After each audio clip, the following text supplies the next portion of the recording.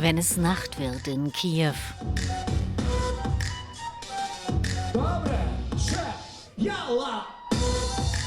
Kommt der Hunger nach Leben, nach Party, nach ein bisschen Normalität.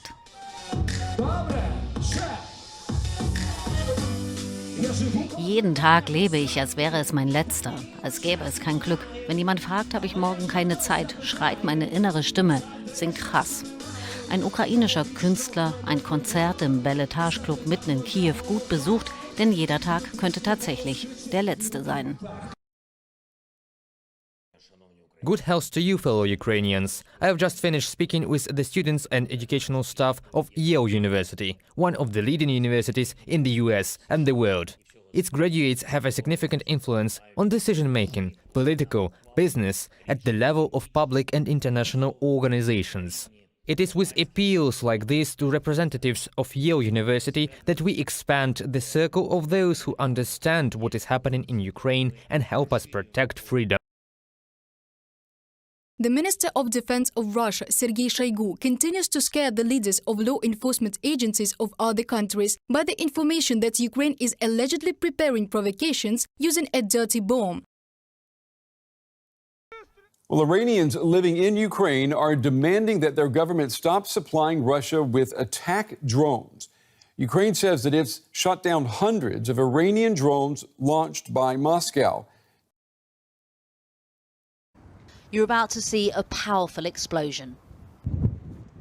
A massive drone attack, say the Russians, accusing Ukraine of, they claim, damaging their fleet of warships in the Crimean port of Sevastopol. Tonight, new video into out front of Russian soldiers. Here first, a new recruit yelling at a higher up that he and his fellow recruits are being sent to the meat grinder. Watch for yourself. In the village of Viskapelia on the 1st of June, Serhiy and Svetlana Lanovich were shot and killed in their homes. This is the anatomy of a suspected war crime. Some breaking news. Russia says it's suspending its UN and Turkey brokered grain export deal with Ukraine. The country's defense ministry says it is pulling out due to recent attacks on its Black Sea fleet. Viele Themen, die wir zu besprechen haben. Aus Zürich zugeschaltet der Militärökonom Markus Keupp. Ich grüße Sie ganz herzlich. Hallo nach Berlin, grüße Sie. Fangen wir mal an. Seit Tagen also versucht ja Russland da ein Narrativ zu stricken, nachdem die Ukraine eine sogenannte schmutzige Bombe fertigstellen will oder kurz davor ist. Warum haben das Militärexperten schon von Anfang an bezweifelt, diese Erzählung? What is China up to? In Beijing, they either declare that they want to improve relations with the United States or they swear to Moscow in eternal friendship. The statements are as contradictory as possible, but what will happen next at the front lines of Ukraine depends on the position of China too. Timothy Phillips has travelled the length of the Iron Curtain, not just from Stettin to Trieste, but from Grense Jakobselv in Norway to Nakhichevan, an autonomous republic in Azerbaijan. And he's produced the book called The Curtain and the Wall. And he joins me now in the studio. You're very welcome to Times Radio. Good evening.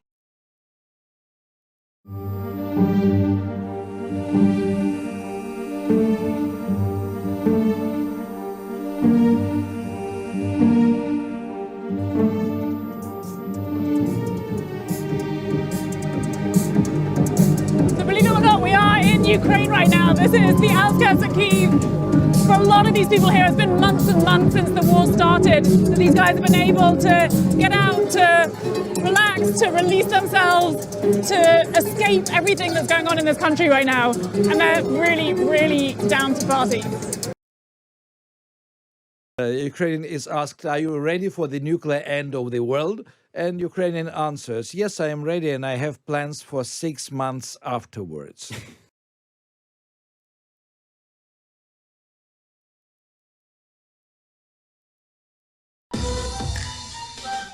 Wenn es Nacht wird in Kiew.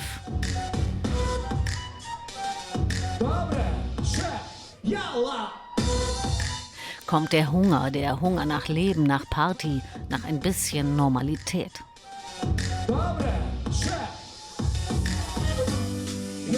Jeden Tag lebe ich, als wäre es mein letzter, als gäbe es kein Glück. Wenn jemand fragt, habe ich morgen keine Zeit, schreit meine innere Stimme, singt krass.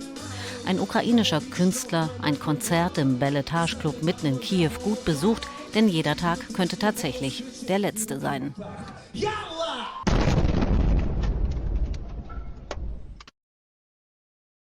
Der Krieg ist nach Kiew zurückgekehrt. Mit aller Brutalität.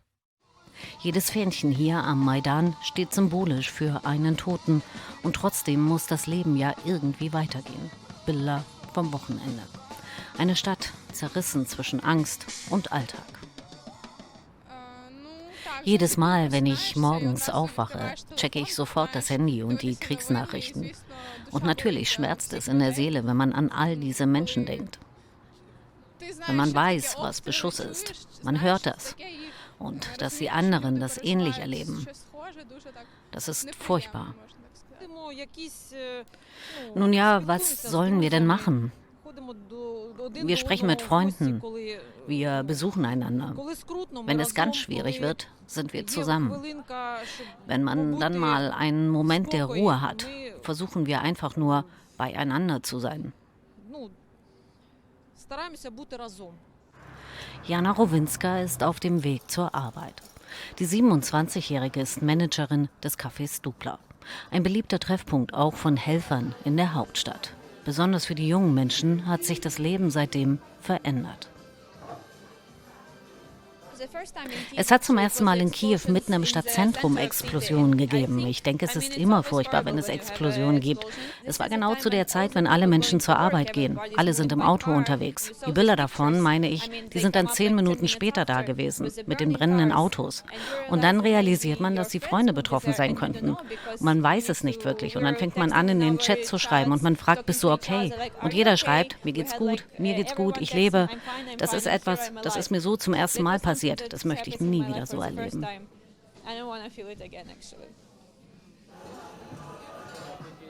Niemand weiß, was noch kommt.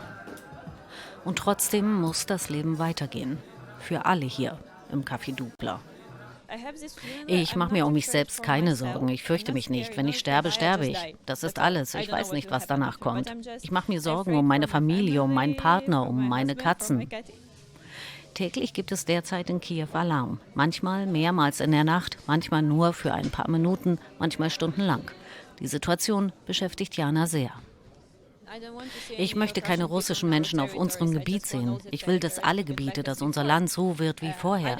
Ich möchte nicht, dass den russischen Menschen irgendetwas Schlechtes passiert. Sie sollen ihr Leben leben, in ihrem Land leben, wie sie möchten. Ich will nur nicht, dass sie in meinem Land sind. Und ich möchte nicht, dass sie anderen Menschen in anderen Ländern etwas Schlimmes antun. Seit der letzten Angriffswelle sind mehrere Menschen gestorben, Dutzende verletzt worden. Und trotzdem treffen sich die jungen Leute wieder, suchen die Gemeinschaft, den Austausch. Eine Stadt zerrissen zwischen Angst und Alltag. Zurück bei Chas im Belletage Club. Die Partys in Kiew beginnen und enden früh.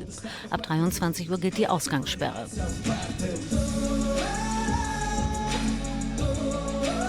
Das Schicksal ist auf Seite der Starken, singen sie auf der Bühne und die Menge singt mit. Und weiter: Ich stehe hier und hier bleibe ich. Den jungen Männern bleibt auch gar nichts anderes übrig.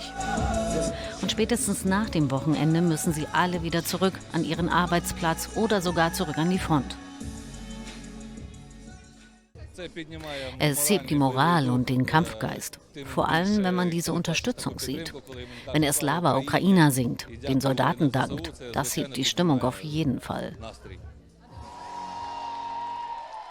Ein Teil der Einnahmen des Konzerts spendet Chas an die ukrainische Armee. Die Party ist vorbei.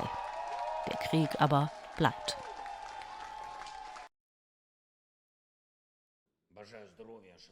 Good health to you, fellow Ukrainians. I have just finished speaking with the students and educational staff of Yale University, one of the leading universities in the US and the world.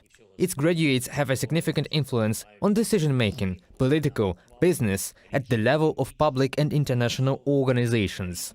It is with appeals like this to representatives of Yale University that we expand the circle of those who understand what is happening in Ukraine and help us protect freedom. I will continue this work next week. We will continue to expand our capabilities, in particular through informal diplomacy, through the public in partner countries, through the student community, through professional and business communities. I held talks on October 28th with Giorgia Meloni, head of the Italian government. I congratulated Mrs. Prime Minister on her appointment and discussed opportunities for strengthening our cooperation in various areas, including security, economy, diplomacy, and in particular the integration of our country into European and Euro-Atlantic structures.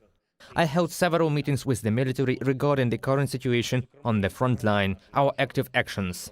On October 28th, the enemy reported about the illegit completion of their mobilization. On October 28th, the enemy reported about the illegit completion of their mobilization, about the illegit needlessness of new waves of sending Russian citizens to the front. We feel completely different on the front line. Although Russia is trying to increase the pressure on our positions by using mobilized people, they are so poorly prepared and equipped, so ruthlessly used by the command, that it allows us to suggest that Russia may soon need a new wave of sending people to war. We are preparing for this. We are preparing for the fact that the current Russian leadership will look for a new opportunity to continue this war. In particular, thanks to its accomplices in Iran. This is why we are working with our partners every day to strengthen our air defense, our other defense capabilities. Every day we strengthen the protection of our critical infrastructure, primarily energy. As of this time, many cities and regions of our country use stabilization blackout schedules. About 4 million Ukrainians face restrictions now. Kiev and the region, Zhytomyr region, Poltava region, Rivne region, Kharkiv region, Chernihiv region, Sumy region, Cherkasy region, Kirovohrad region. Emergency blackouts are also possible in other regions. We are doing everything so that the state has the opportunity to reduce such blackouts. The occupiers added another challenge in the occupied territory. Virtually, they are dismantling the entire healthcare system there. The occupiers have decided to close medical institutions in the cities, take away equipment, ambulances, just everything. They put pressure on the doctors who still remained in the occupied areas for them to move to the territory of Russia. First of all, this concerns the Kherson region. Russia is turning the Kherson region into a zone without civilization, without elementary things available in most countries of the world. Before the arrival of Russia, this region, like all other regions of Ukraine, was completely normal and safe. All social services for people were guaranteed there. Life was guaranteed there. And now Russia is trying to make the Kherson region literally an exclusion zone. The world must react to this. Our Ministry of Foreign Affairs or our representatives inform international organizations and partners about this new escalating step of the occupiers. I want to appeal now to all our people in these occupied cities and districts. Please do everything to help each other, despite any actions of the occupiers. The Ukrainian flag will return. We will return normal life. But you need to endure this time. The time when even formally the occupiers confirm that they cannot stay on the territory of Ukraine, and therefore they already tried to steal medical equipment and enslave medical personnel. I thank the United States of America. Another package of military aid to Ukraine was announced on October 28th. Its volume is $275 million. Much needed items for our defenders that allow us to liberate our territory step by step. It's not just what helps us advance on the battlefield, it's what enables us to guarantee people their fundamental right to life.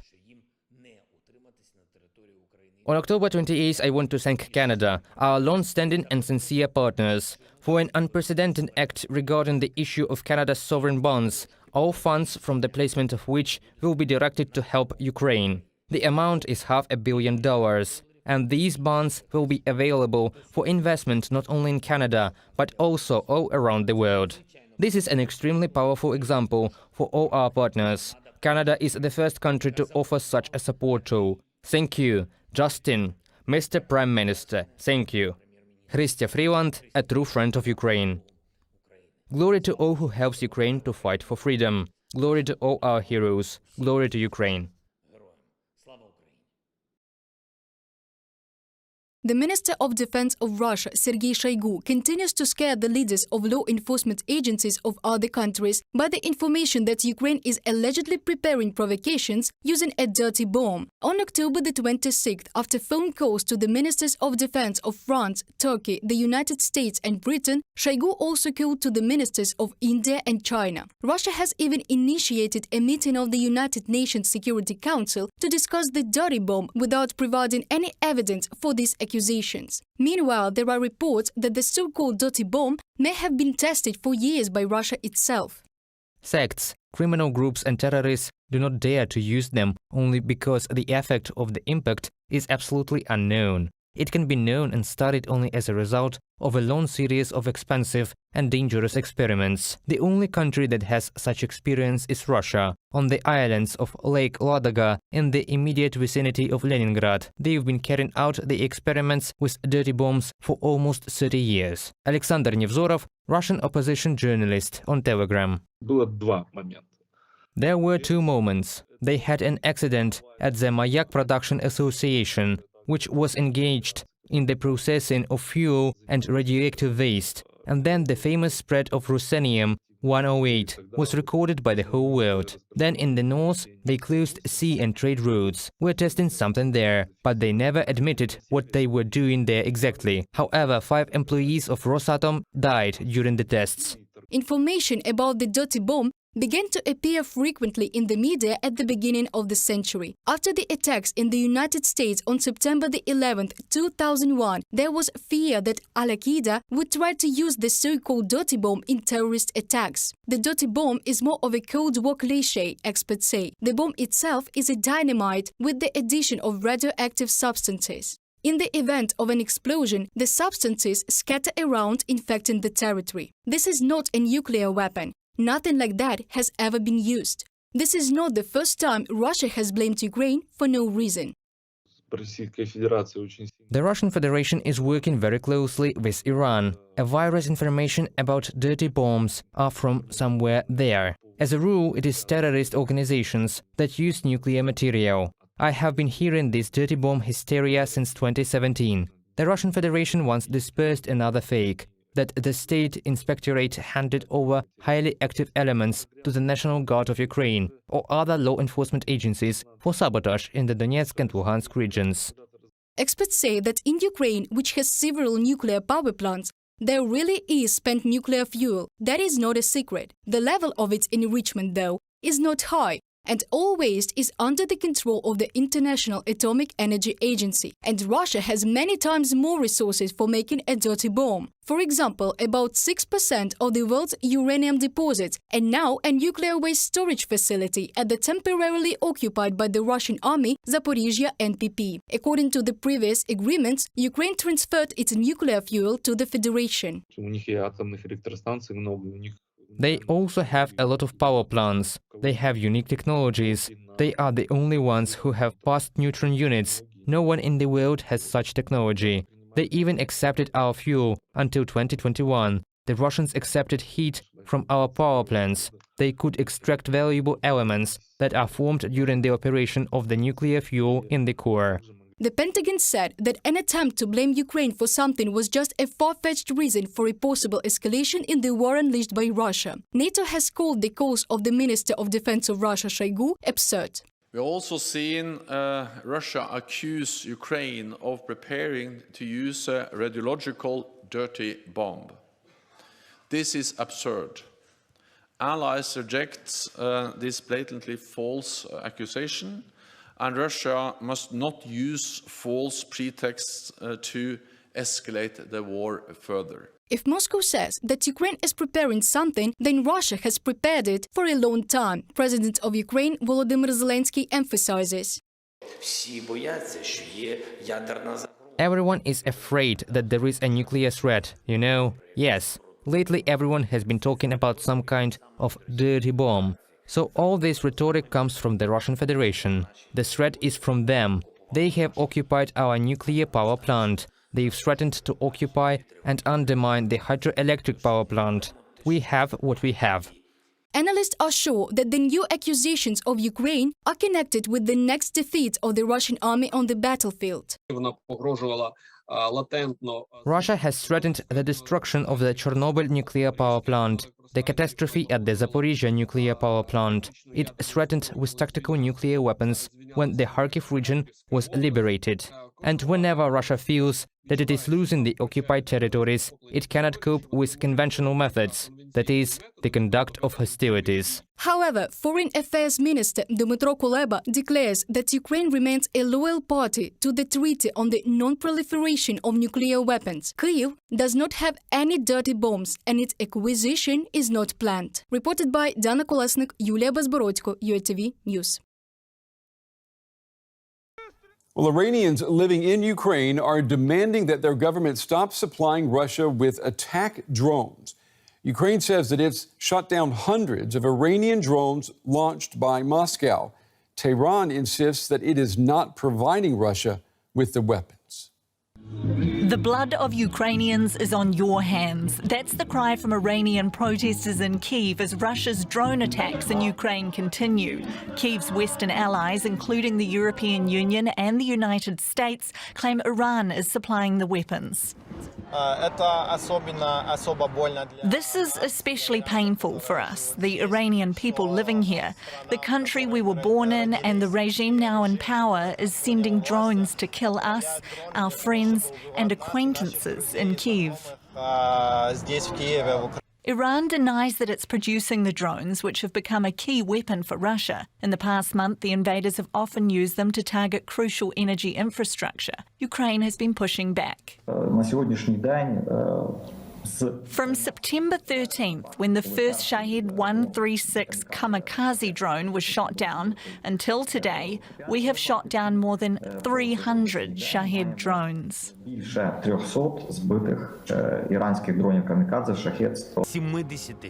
Standing alongside one of the downed weapons, President Volodymyr Zelenskyy says 30 drones were sent by Russia in 2 days, with defence forces shooting 23 of them down. The Ukrainian government has given Iran a formal demand to stop supplying the drones to Russia. Well, for more on this, I spoke with Mark Cansey, and earlier he is a retired U.S. Marine colonel. He's now a senior advisor with the Center for Strategic and International Studies in Washington. I asked him what we know about the drones that Russia is using in Ukraine. Well, the most plentiful drone seems to be this Shahed 136. It's really like a cruise missile. It is a kamikaze drone. It's fired once. It's guided by GPS. It has a pretty long range, but it flies low and slow, so it's very vulnerable. That's why the Ukrainians have been able to shoot so many down.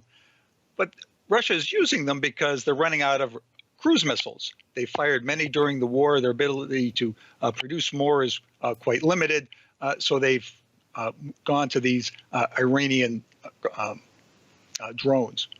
And how can we be sure that it is Iran that is providing these drones? Well, remember, when a drone or a cruise missile explodes, it doesn't disappear. The wreckage is still at the site of the explosion, and there are lots of pictures online showing wreckage from these drones. And you can see that they match the kinds of drones that Iran has fielded. Iran has not hidden these drones. They've showcased them. They're very proud of their drone program. So you can see what they produce, and then you can see the wreckage. It's clearly the same weapon.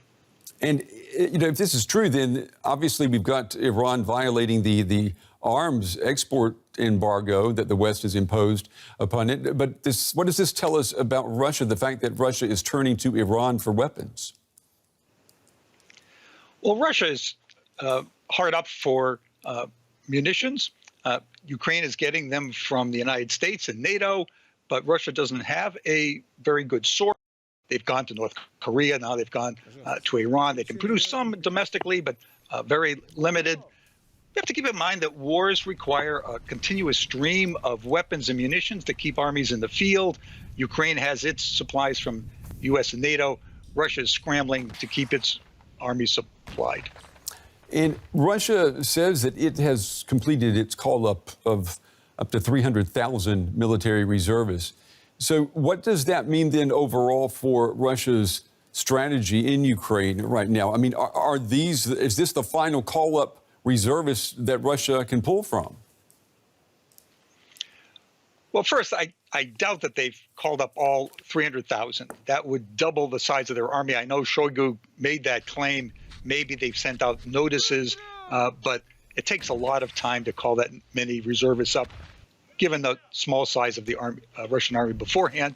Nevertheless, some of them are clearly getting to the front lines.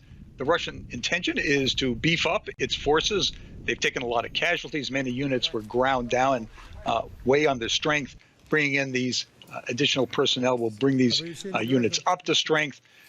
Their strategy is not to go back on the offensive. They're not trying to regain the initiative. But what they will try to do is to hang on to what they have, prevent any further Ukrainian advances, and extend the war into the winter. Their hope is that the Europeans will crack under cold weather, inflation, recession, high energy prices, and that the European populations will demand a ceasefire that would help Russia in the long term. Mark Hansen with the Center for Strategic and International Studies. Mr. Hansen, we appreciate your time and your insights tonight. Thank you. Thanks for having me on the show.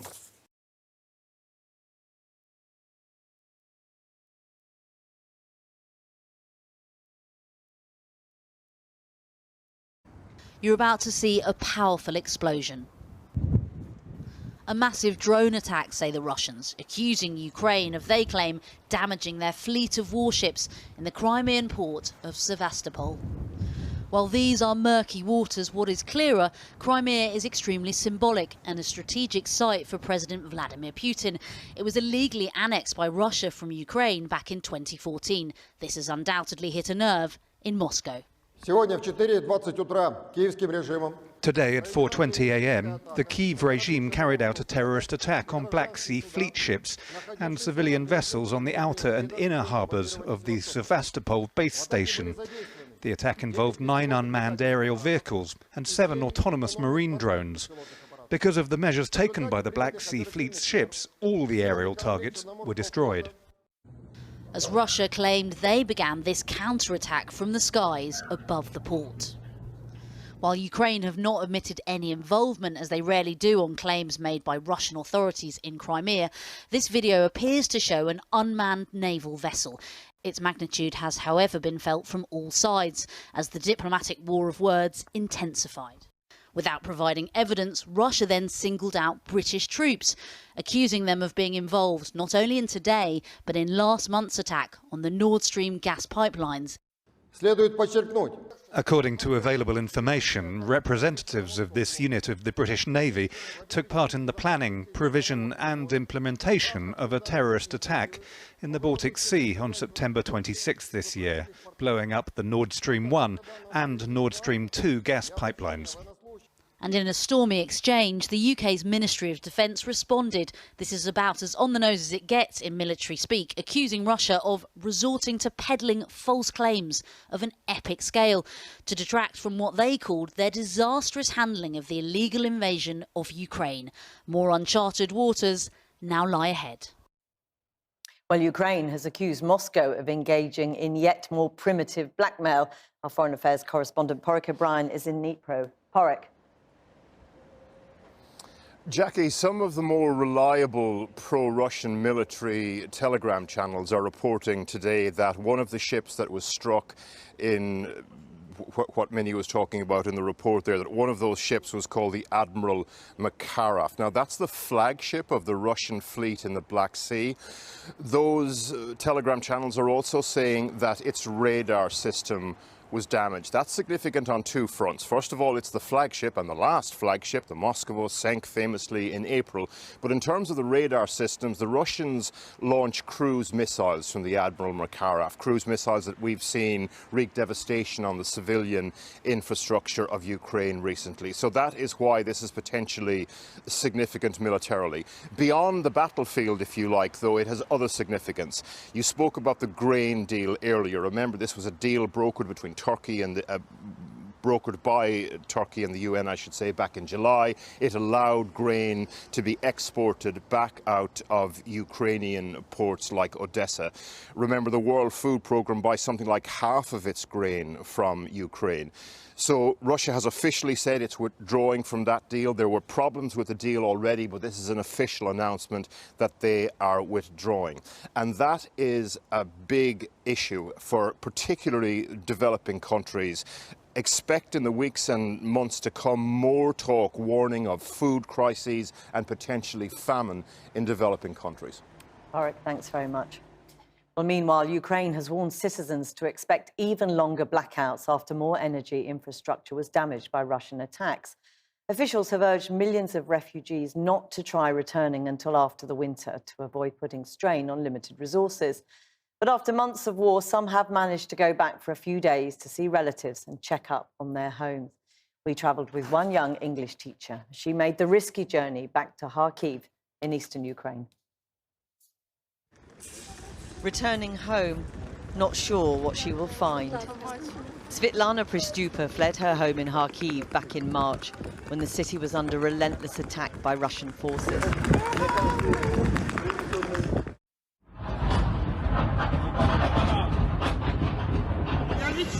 Kharkiv is really suffering right now. A lot of bombing occurs. She came to England under the refugee scheme, thanks to a sponsor who offered her a room in his home in South London. Hi, how are you doing? But 7 months later, she decided to go back with her sister to check in on friends and family and find out what had happened to her city since she left. It is very surreal and strange because the city on the one hand lives and fights and its heart beats, because there are some shops and some restaurants, the transport is running, so the city is breathing. But on the other hand, the city is big and usually a lot of people live here. Now, of course, it's not that crowded, and to see this huge megapolis so empty is really strange. Kharkiv is just 20 miles from the Russian border. And although Ukrainian forces have liberated almost the entire province, the city is deeply scarred by bomb damage. For every Kharkiv citizen, those places are parts of their lives. So when you see it, you think of your own life and your own past, like, oh, I met my school friend here, oh, I had a nice cup of coffee here, I had a lovely date here, and now it's just all ruins and it smells of death and destruction and fear. Missile and drone attacks are now a part of life, yet those who've remained in the city somehow carry on. Electricity supplies are now extremely limited, with rolling blackouts and power cuts. At night, the city is plunged into complete darkness and winter is coming.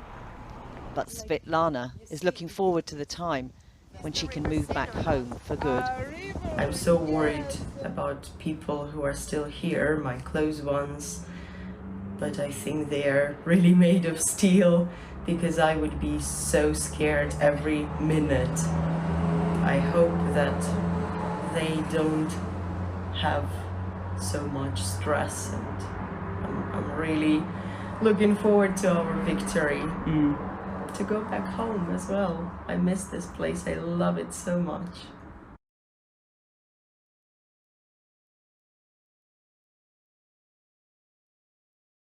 Tonight, new video into out front of Russian soldiers. Here first, a new recruit yelling at a higher up that he and his fellow recruits are being sent to the meat grinder. Watch for yourself. My dear mobilized soldiers, you are surely not being sent to the meat grinder. You are good soldiers, well prepared for the fight. Meat grinder, meat grinder, meat grinder.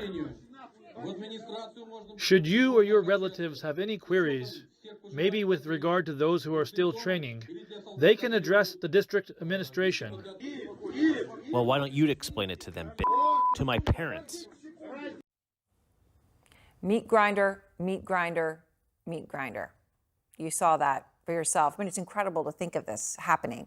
It comes as Putin today met with his embattled defense minister, Sergei Shoigu, making it clear that he is aware things are not going well. Based on the experience of conducting a special military operation, we need to think over and make adjustments to all components of the armed forces, including the ground forces. Adjustments to all components of the armed forces, including the ground forces. Putin realizing his entire operation is at risk if his military cannot change course fast. And this comes as another close Putin ally is mocking the horrors Russia is inflicting on Ukraine. Russia's former president and prime minister, now deputy head of Russia's Security Council, Dmitry Medvedev, writing on Telegram, quote, "It is necessary to recognize the legitimacy of Russia's demands within the framework of the special military operation and its results reflected in our constitution. And then the light will come on." Making the point, if Ukraine would just give all that land over to Russia, they'll turn the lights back on, holding the Ukrainian people hostage in the literal dark until they cave. And this is as Russia continues to bomb playgrounds, destroy apartment buildings, kill civilians doing everyday things like shopping for groceries. Medvedev mocks the Ukrainian civilians and appeals to someone he's been bantering with on Twitter.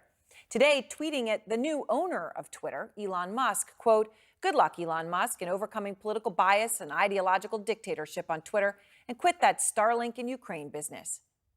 Musk has not yet responded publicly, at least, but the trite banter in the face of gruesome war, the rape and torture that's happening every day on the ground, is actually pretty normal for Putin's former prime minister and Musk.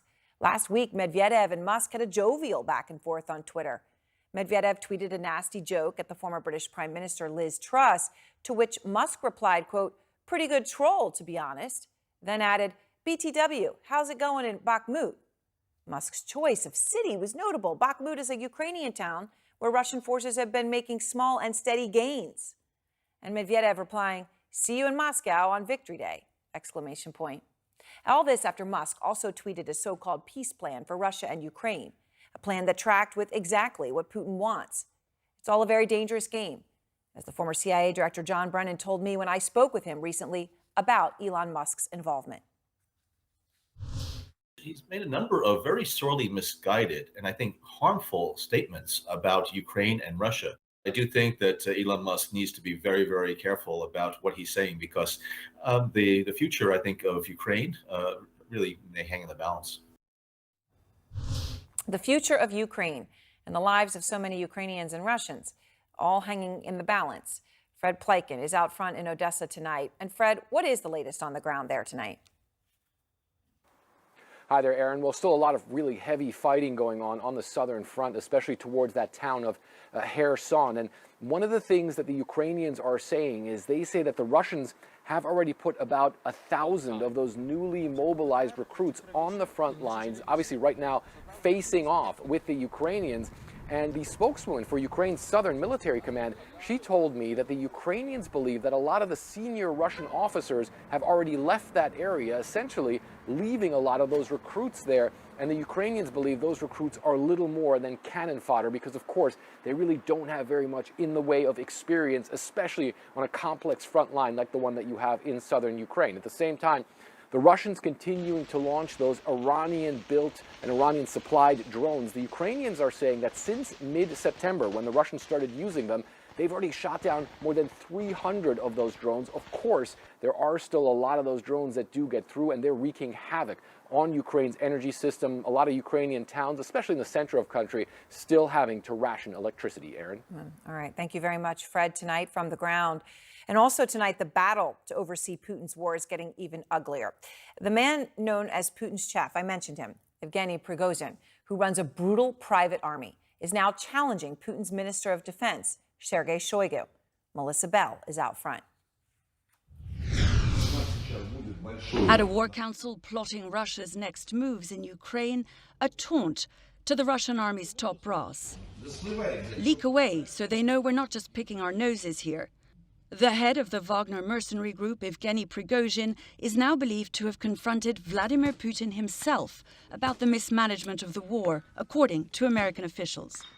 He'd already been emerging from the shadows, appearing in Ukraine in April and in Russian prisons recruiting hardened and sometimes diseased criminals. By the side also of the grieving parents of the men he's sent to their deaths. Now the United States believes his complaints to Putin have centered around the defense minister Sergei Shoigu's handling of the war. He's been kind of selling himself as, the most loyal servant that could, solve problems. So his rise is the payment for his work. From the Kremlin, a clear change of tone since October 8th, with the appointment of General Sergei Surovikin, dubbed General Armageddon, to head Russia's war in Ukraine. And on the ground, a deadlier and more ruthless strategy of bombing the civilian population and its infrastructure into submission. Prigozhin's mercenaries given a more prominent role at the expense of Russia's military hierarchy, according to Christo Grozev speaking to Outfront. What is interesting from my point of view is the new ambition that Prigozhin has obtained, in that he believes he's much better than the regular army. His people are better equipped than the regular army. Now, it isn't just Prigozhin's Wagner mercenaries, Aaron, that have been given a more prominent role these last few weeks, but also the Chechen fighters of Ramzan Kadyrov. Now, what both men have in common, beyond the fact that they're loyal hardliners, is that they've both been very openly critical of the Russian army's efforts in Ukraine recently, something that would have been unthinkable only a few months ago. So whilst the presence, increasingly open presence of their fighters is, of course, a concern to Ukrainian soldiers, to Ukrainian civilians specifically, Aaron, it is also a signal of the fact that it is a less united, more fragmented force that they find opposite them. It is also, of course, a measure of the more vulnerable, fragile position of the power that sent them there to begin with, Aaron. Amazing. All right, Melissa Bell, thank you so much for that report. In the village of Viskapelia on the 1st of June, Serhiy and Svetlana Lanovich were shot and killed in their homes. This is the anatomy of a suspected war crime. Most afternoons, Valentina visits the graveyard close to her home in Viskapelia. The village was liberated in September. But Valentina is not free of the barbarity her family experienced under Russian occupation.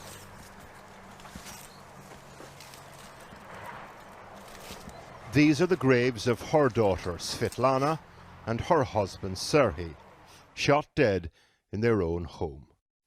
And this is the story of just one of thousands of suspected war crimes committed in Ukraine this year. But this one was designed to cover up another. Valentina still lives opposite where her daughter and son-in-law used to call home.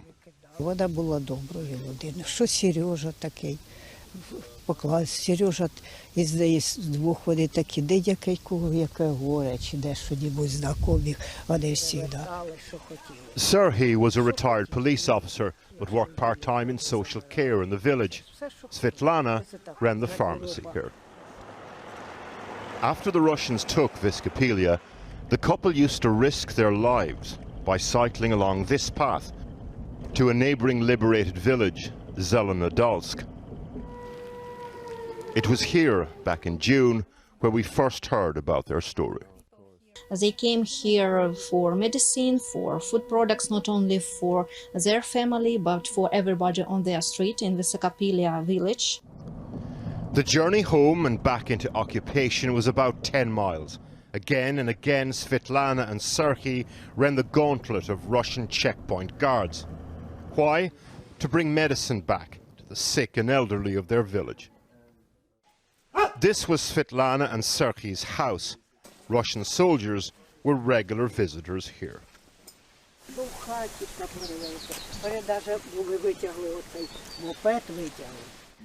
They looted the couple's valuables, would sit in their garden drinking.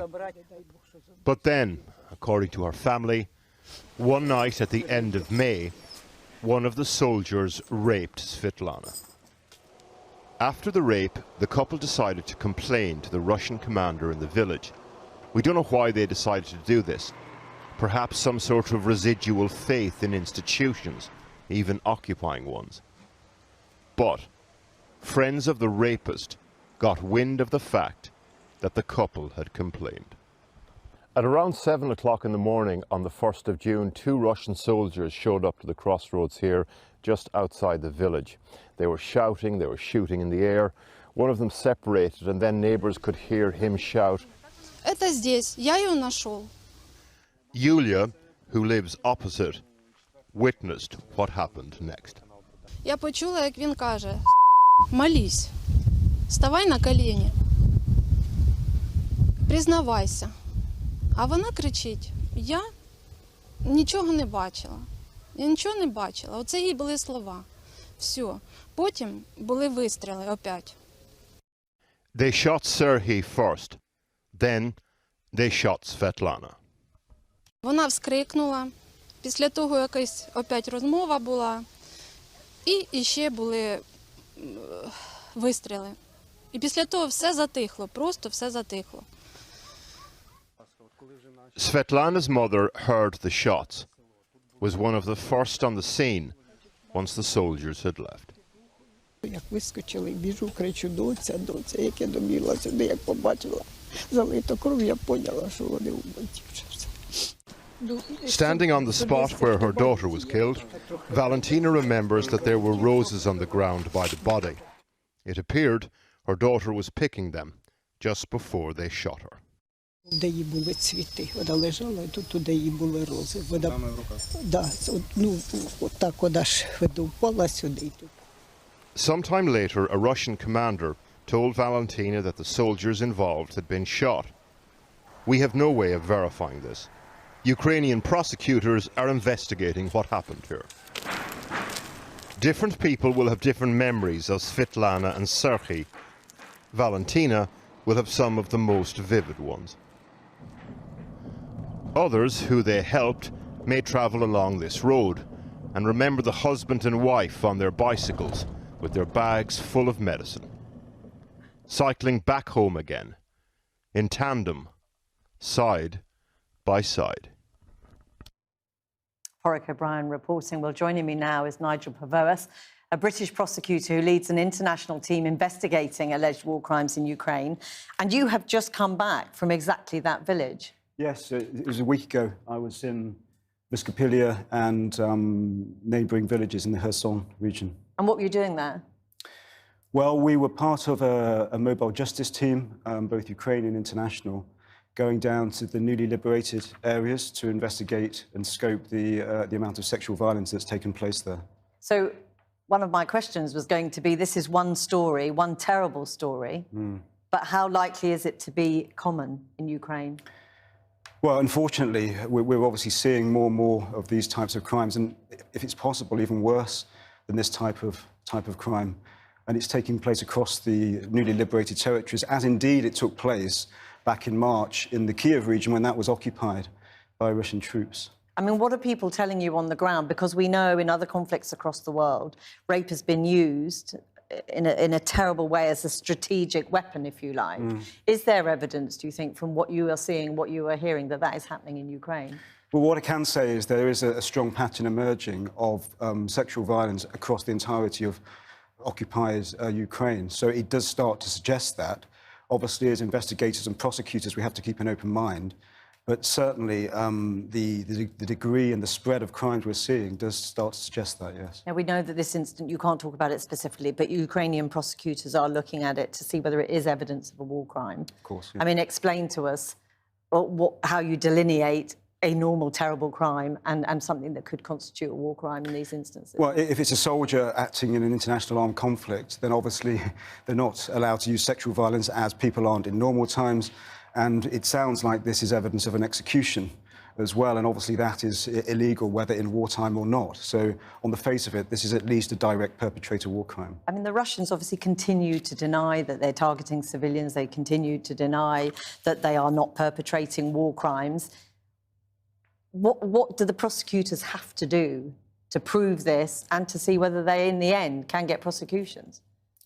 Well, it's not just sexual violence, but obviously we're seeing the widespread missile attacks and Iranian drone attacks across Ukraine on civilian infrastructure. And even in Kiev, there was an attack on a playground and a tourist bridge. So on the face of it, there does seem to be a pattern of targeting just civilian infrastructure. And the civilian population is hugely dependent, obviously, on power, on water, on heating.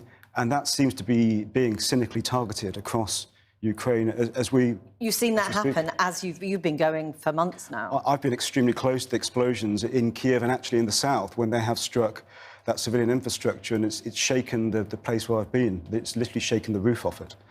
And when Vladimir Putin is using phrases like retaliation to justify these type of attacks, he really is getting close to admitting that these are illegal attacks authorised by him. Now, there are Ukrainian prosecutors, and then there are external teams like yourself. But I suppose many people ask, though, where does this go in the end? Well, it's a good question. Certainly, Ukraine has primary jurisdiction over the crimes taking place on its territory.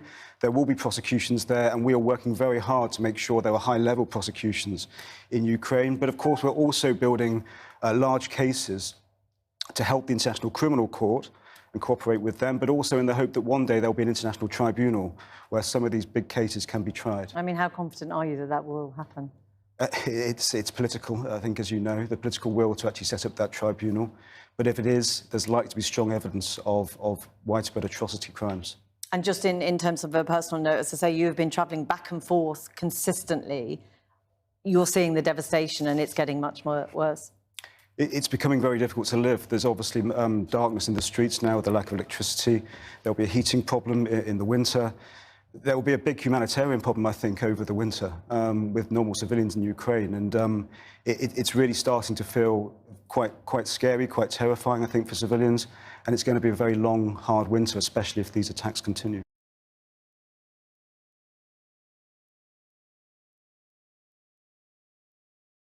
To some breaking news. Russia says it's suspending its UN and Turkey brokered grain export deal with Ukraine. The country's defense ministry says it is pulling out due to recent attacks on its Black Sea fleet.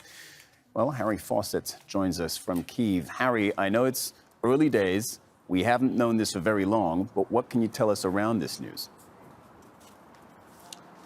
Well, certainly no reaction yet coming from the Ukrainian side, and no reaction as well to the accusations that Russia was making throughout the day that Ukrainian, with assistance, they said, from Britain, had attacked their Black Sea fleet in Sevastopol, the port in Crimea, which is obviously occupied by Russia, annexed by Russia in 2013. And so that is the reason that they're giving for having pulled out of this grain deal. This was a key breakthrough, really, both in terms of Ukraine's ability to export and then to harvest its agricultural crops this autumn, and in terms of world food supplies. There was a real logjam taking place in southern Ukraine, so key to grain, to sunflower oil, to many agricultural products used around the world, and a reason for some of the shortages and spikes in food prices around the world. That was struck back in late July. It was meant to last for 120 days, potentially be renewed on the 19th of November if there were no objections from any side. For some days now, Russia has been objecting to the terms and the way that it's been going on. Complaints as well that Russia hadn't been able to export its own agricultural products and fertilizers. And now, in the light of this attack, which Russia said lightly damaged a minesweeper, there are reports that the damage was greater than that, and coming from both aerial and seaborne unmanned drones. Russia is now pulling out of this deal. So, as I say, we're still waiting to hear any reaction coming from the Ukrainians. As far as the British are concerned, they are denying any involvement in this morning's attack. All right, Harry, stand by. We can bring our viewers a little bit more on that attack in the Black Sea that you mentioned. Russia says it repelled a Ukrainian drone attack on Black Sea Fleet ships docked in the Crimean city of Sevastopol. That's what Harry was talking about. The Kremlin claims the attack was carried out, quote, under the guidance of British specialists. Listen to this. The Kiev regime carried out a terrorist attack on ships of the Black Sea Fleet and civilian ships that were on the outer and inner roadsteads of the Sevastopol base. 9 unmanned aerial vehicles and 7 autonomous maritime drones were involved in the attack. So, Harry, in light of what we just heard, I want to go back to what you were telling us just a moment ago. Is there any reason to believe that the British at this stage were involved in any way, shape or form with this attack? Well, certainly nothing substantiated by the Russians, no evidence yet provided. They said not only were the British involved in this attack in the early hours of Saturday morning, they're also claiming that British underwater teams were involved in the sabotage of the Nord Stream 1 and 2 pipelines in the Baltic Sea a few weeks ago. Again, Britain is denying there's any involvement in either of those events. And so the key thing now, well, I suppose there are 2 big questions. How much damage really was done in this attack, and what kind of retaliation militarily might there be by the Russians? Because you'll remember just at the beginning of the month with the attack on the Kerch Bridge linking Crimea and mainland Russia, the truck bomb that was used to severely damage that bridge, that was followed just a couple of days later with heavy airstrikes on Kiev and other parts of Ukraine. But already it seems there is retaliation on this sort of diplomatic, political, economic level with the decision by Russia to pull out of this deal. It is something that they seem to be edging towards over recent days. A lot more talk about this coming from the Kremlin, and now the Defense Ministry has announced that as a result of this attack in Crimea, they are pulling out. And Harry, if you can take us back just a little bit, this deal was a hardly fought agreement that was found between Russia, between Ukraine. It was mediated by Turkey. It was hard to get to a point where there was an agreement to bring the grain out of the region. It was on all sorts of levels, on the political level, on the logistical level. A lot of talk about the military dangers potentially for any civilian shipping going in and out from the port areas in southern Ukraine, the amount of mines floating in the water and the kind of work that would need to be done on that front as well. But it was seen as crucial for Ukraine because the silos in which the previous year's harvest was still being stored were still, if not full, at least very, very much in use to store the previous year's harvest. And with the new harvest coming up, it could have been a major economic and agricultural problem here in Ukraine and for the wider world. The amount of grain, the amount of sunflower seed and sunflower oil in the world economy coming from the fields of Ukraine is substantial. It's a major part of that part of the global staples that are required. And so the prices were spiking. There was real concern about hunger, especially in Africa, as a result of this logjam. And so it was extremely important. More than 9 million tons of agricultural products have already been shipped out as a result of this deal. And now it looks like it's, well, for now, it has ended. It's going to be extremely difficult, you'd imagine, to get it back up and running again from this point. Absolutely. Harry Fawcett reporting live from Kiev on this breaking news. Thank you very much, Harry. Now let's bring in Rasul Serdar. He's following this and covering this for us from Istanbul because, Rasul, Turkey was a key player in getting this deal done. Yeah, indeed. Turkey, starting from the beginning on, has been the mediator, particularly between Russia and Ukraine, and also with the UN as well. So in July, these 4 parties somehow have been managed to reach a deal, and in July it was signed. So later, then we have seen the ships start to carry the Ukrainian grain to the global market. And so, but so far, after the announcement coming from the Russian Defense Ministry, there hasn't been yet any official statement coming from the Turkish capital or any of the other officials yet. But however, as today is quite a busy day for President Erdogan, he's attending an opening ceremony of the first locally produced Turkish car, which is called TOG. And so all of the state officials, high levels, including all of the ministers, are now there.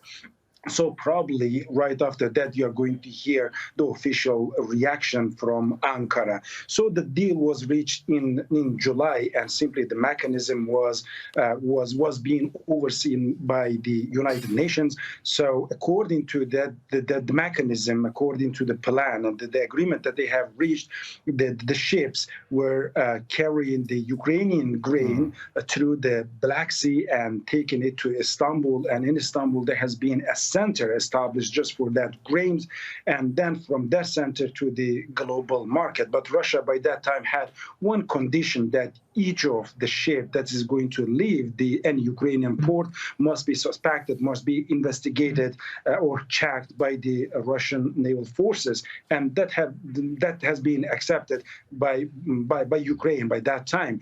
So we do not know whether Russia now see any security threat that they suspended the deal or any other reason. So it's not clear at this moment. But so far, hundreds of thousands of ships have left the Ukrainian port cities and carried the grain to the international market.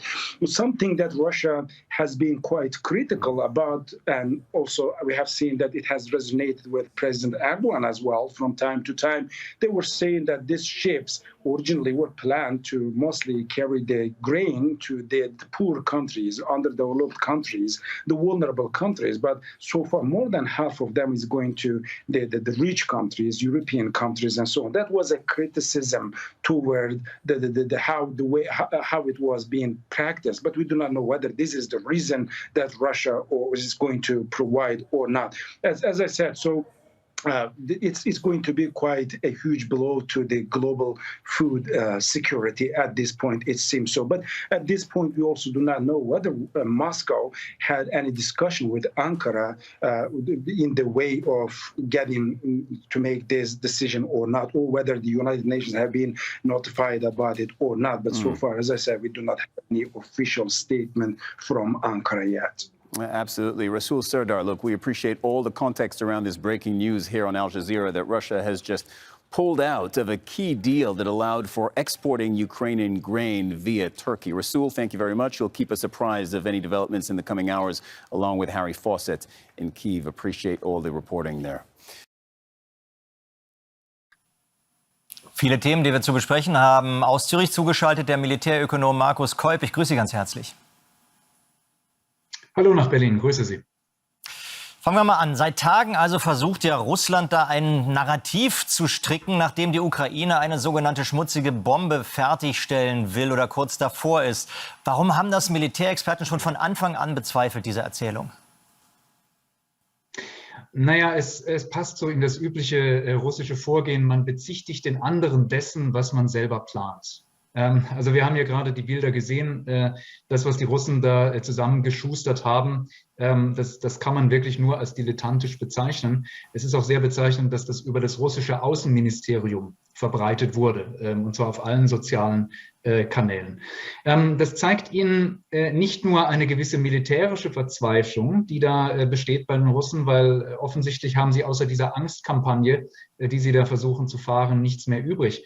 Sondern es zeigt Ihnen auch, dass es die übliche Vorbereitung ist für eine False Flag Operation. Das heißt also, dass man versucht, die Ukraine dessen zu bezichtigen. Jetzt muss man aber auch sehen, dass Russland bereits Warnungen erhalten hat, also heute Morgen zum Beispiel vom indischen Außenminister, dass man doch möglichst keine Nuklearwaffen oder Nukleotide einsetzen sollte in diesem Konflikt. Also es gibt schon Stimmen, die Russland deutlich abraten, das zu tun. Die US-amerikanische Abwehr hat heute ebenfalls Fragen beantwortet und gesagt, wir haben keine Anzeichen dafür, dass Russland irgendwelches radioaktives Material oder radioaktive Waffen versucht hier einzusetzen. Also ich denke, es ist ein weiteres Propagandamanöver, das sich vor allem gegen den Westen richtet und weniger gegen die Ukraine. Aber da muss ich noch einmal nachhaken. Wie schlecht ist denn das gemacht, wenn diese veröffentlichten Bilder tatsächlich einen Rauchmelder aus Slowenien zeigen, 12 Jahre alte Bilder? Also wenn das stimmt, dann ist das doch absolut dilettantisch. Die Russen wollen hier Teile eines Krieges gewinnen. Also aus russischer Sicht, wenn man das so sieht, was steckt denn dahinter? Wie kann man denn so an die Öffentlichkeit, an die Weltöffentlichkeit gehen? Ja, Sie schauen das halt aus einer westlichen Perspektive an. Aus der Perspektive eines autoritären Regimes kommt es nicht darauf an, wie gut die Propaganda gemacht ist, sondern das Regime bestimmt die Wahrheit und das Volk hat sie zu glauben. Auch und gerade, wenn sie dilettantisch ist. Es ist also ein gewisser Zynismus, der da dahinter steckt.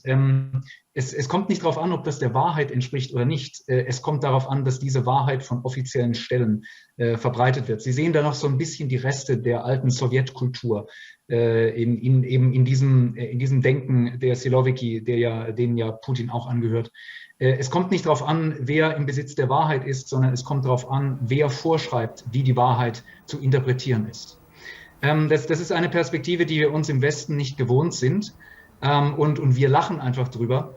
Aber diese Kampagne richtet sich natürlich auch nach innen. Also sie wird ja auch im russischen Staatsfernsehen an die Bevölkerung verbreitet und die ist nach 20 Jahren Staatsfernsehen so indoktriniert, dass sie wahrscheinlich mittlerweile gleichgültig solchen Dingen gegenübersteht. Okay, Sie sehen nur mein Unglauben, ich will da gar nicht drüber lachen, dafür ist die Situation natürlich auch zu ernst. Gucken wir auf die Ukraine, die ja jetzt nach eigenen Angaben Teile ihres Militärs im Norden stationiert oder verstärkt hat, in der Nähe von Belarus. Wie schätzen Sie die Wahrscheinlichkeit oder die Gefahr eines russischen Angriffs von dort derzeit ein?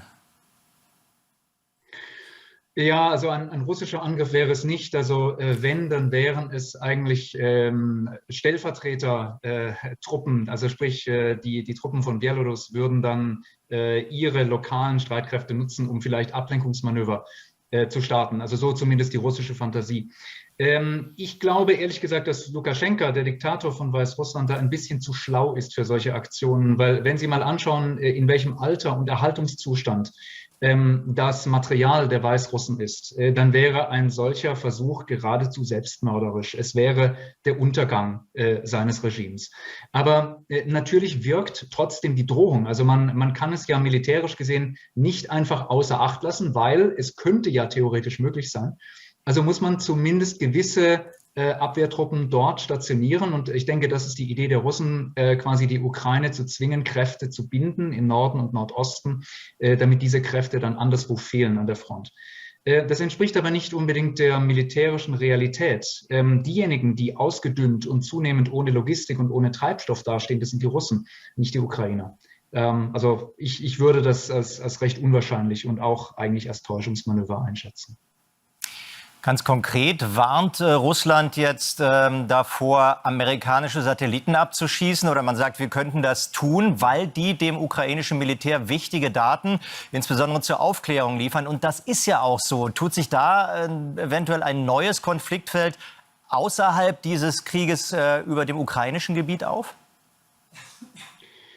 Nein, das denke ich nicht. Also ich möchte da immer wieder auf Artikel 51 der UN-Charta verweisen, die ja allen Staaten der Welt das Recht gibt, einen Staat, der völkerrechtswidrig überfallen wird, wie die Ukraine, diesem Staat zu helfen, mit allen möglichen, auch Waffenlieferungen. Und zu Waffen gehören natürlich auch Waffen im Informationsraum. Das heißt also auch zur Verfügungstellung von Informationen oder von taktischen Informationen über Gefechtsführung oder über die Bewegung des Feindes. Also von daher würde ich sagen, ist das sicher kein gerechtfertigter Claim, völkerrechtlich gesehen.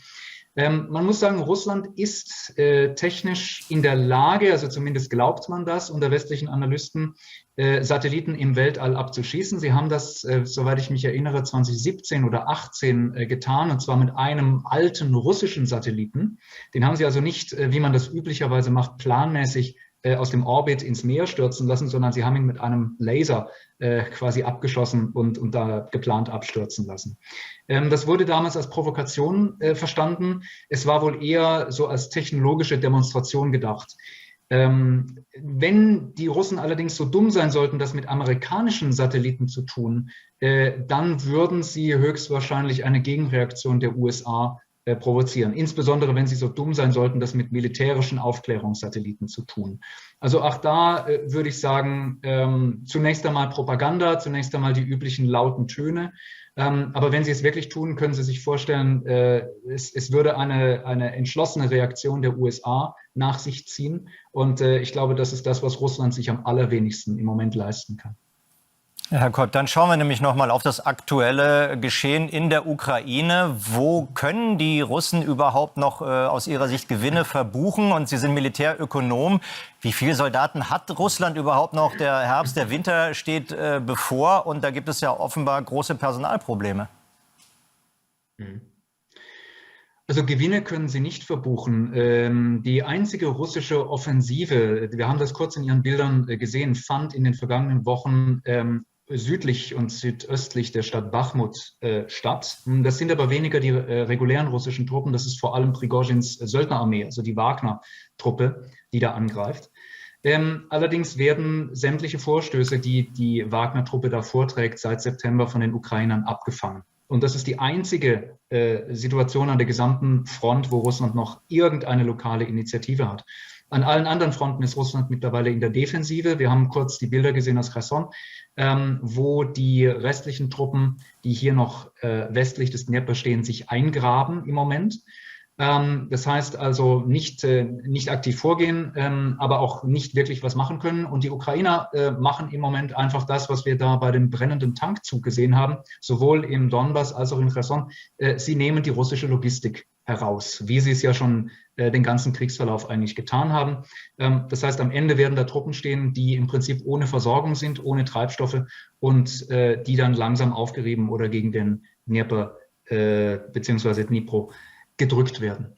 Wenn Sie fragen, wie viel sind noch übrig? Die meisten westlichen Analysten gehen mittlerweile davon aus, dass die ursprüngliche Invasionsmacht, die im Februar hineingegangen ist, weitgehend außer Gefecht gesetzt worden ist. Also wenn wir mal von einer halbwegs realistischen Zahl ausgehen von 60.000 Killed in Action, dann kann man das rechnen ungefähr mal 3 für Wounded in Action und sonst wie logistisch nicht mehr leistungsfähig. Dann sind wir bei vielleicht 180.000. Und das entspricht ziemlich genau der gesamten Truppe, die im Februar hineingegangen ist. Was natürlich auch erklärt, warum Russland mobilisiert. Nur müssen Sie jetzt halt denken, Personal ist nicht gleich Personal. Die Leute, die jetzt da hineinkommen, haben überhaupt kein Training oder vielleicht mal einen Tag auf dem Gewehrstand irgendwas geschossen. Sie haben keine Ausrüstung oder müssen sie sich selber kaufen. Das heißt, der Einsatzwert dieser Ersatztruppe ist quasi 0. Und das gibt Ihnen eine Idee, was in diesem Winter passieren wird, vor allem auch, wenn diese Truppe keine Winteruniform hat. Es macht aus militärischer Sicht wenig Sinn für Russland, diesen Konflikt überhaupt fortzusetzen, meiner Ansicht nach.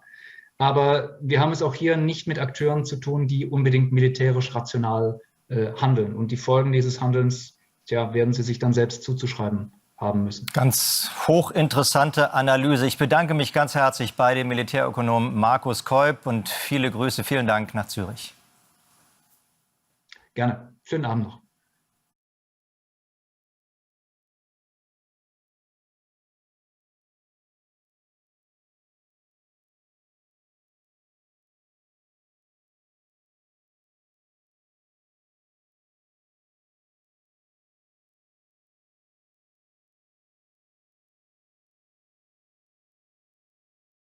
What is China up to? In Beijing, they either declare that they want to improve relations with the United States or they swear to Moscow in eternal friendship.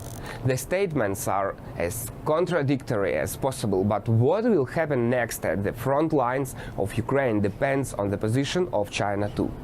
Will Beijing openly support the Kremlin, let's say provide them with weapons? Will it provide an opportunity for Moscow to distance Western sanctions or vice versa, dissociate from the crisis? Could it go for rapprochement with Washington having negotiated better conditions for China itself? These questions are significant.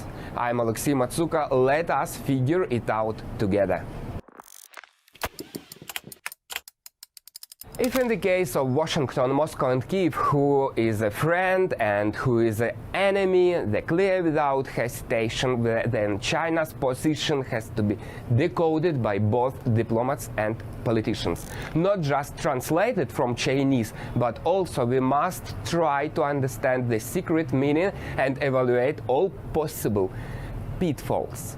A simple example. China has now declared that in order to strengthen world peace, it must get along with the United States. The wordings are the most friendly.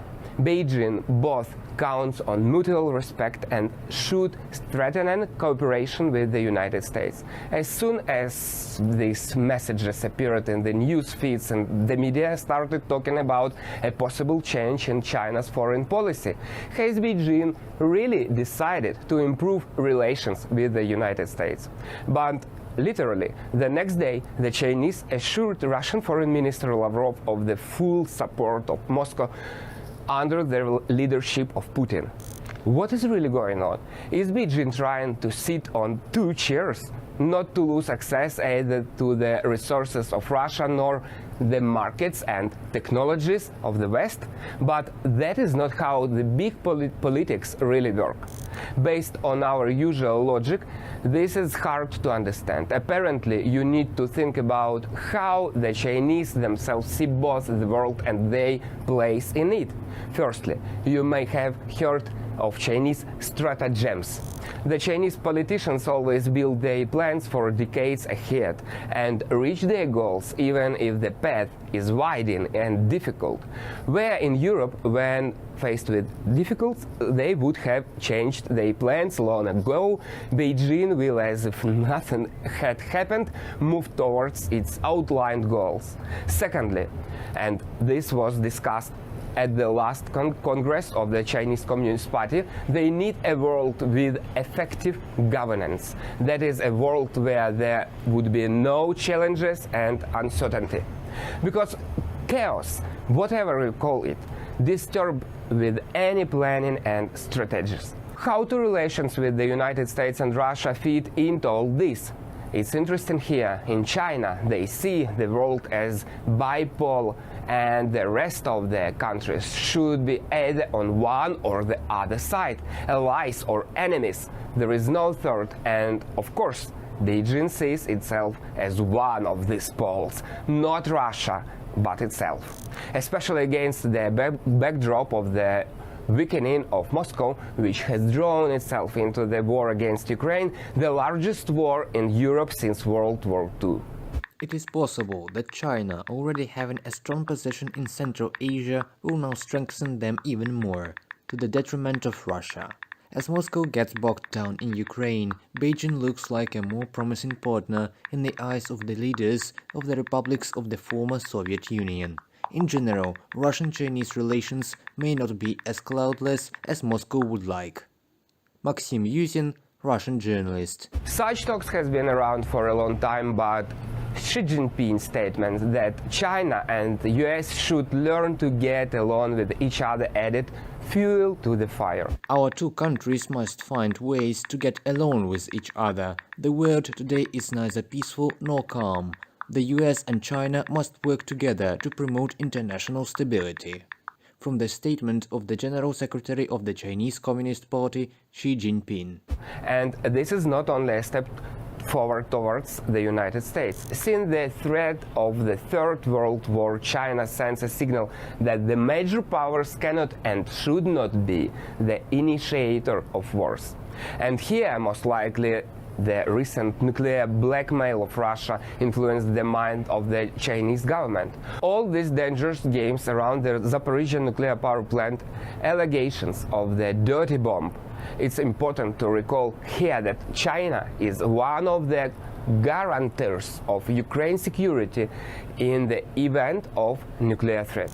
And the Chinese experts themselves speak out about this. If Moscow decides to use tactical nuclear weapon against Ukraine, China is unlikely to be able to maintain the current political position.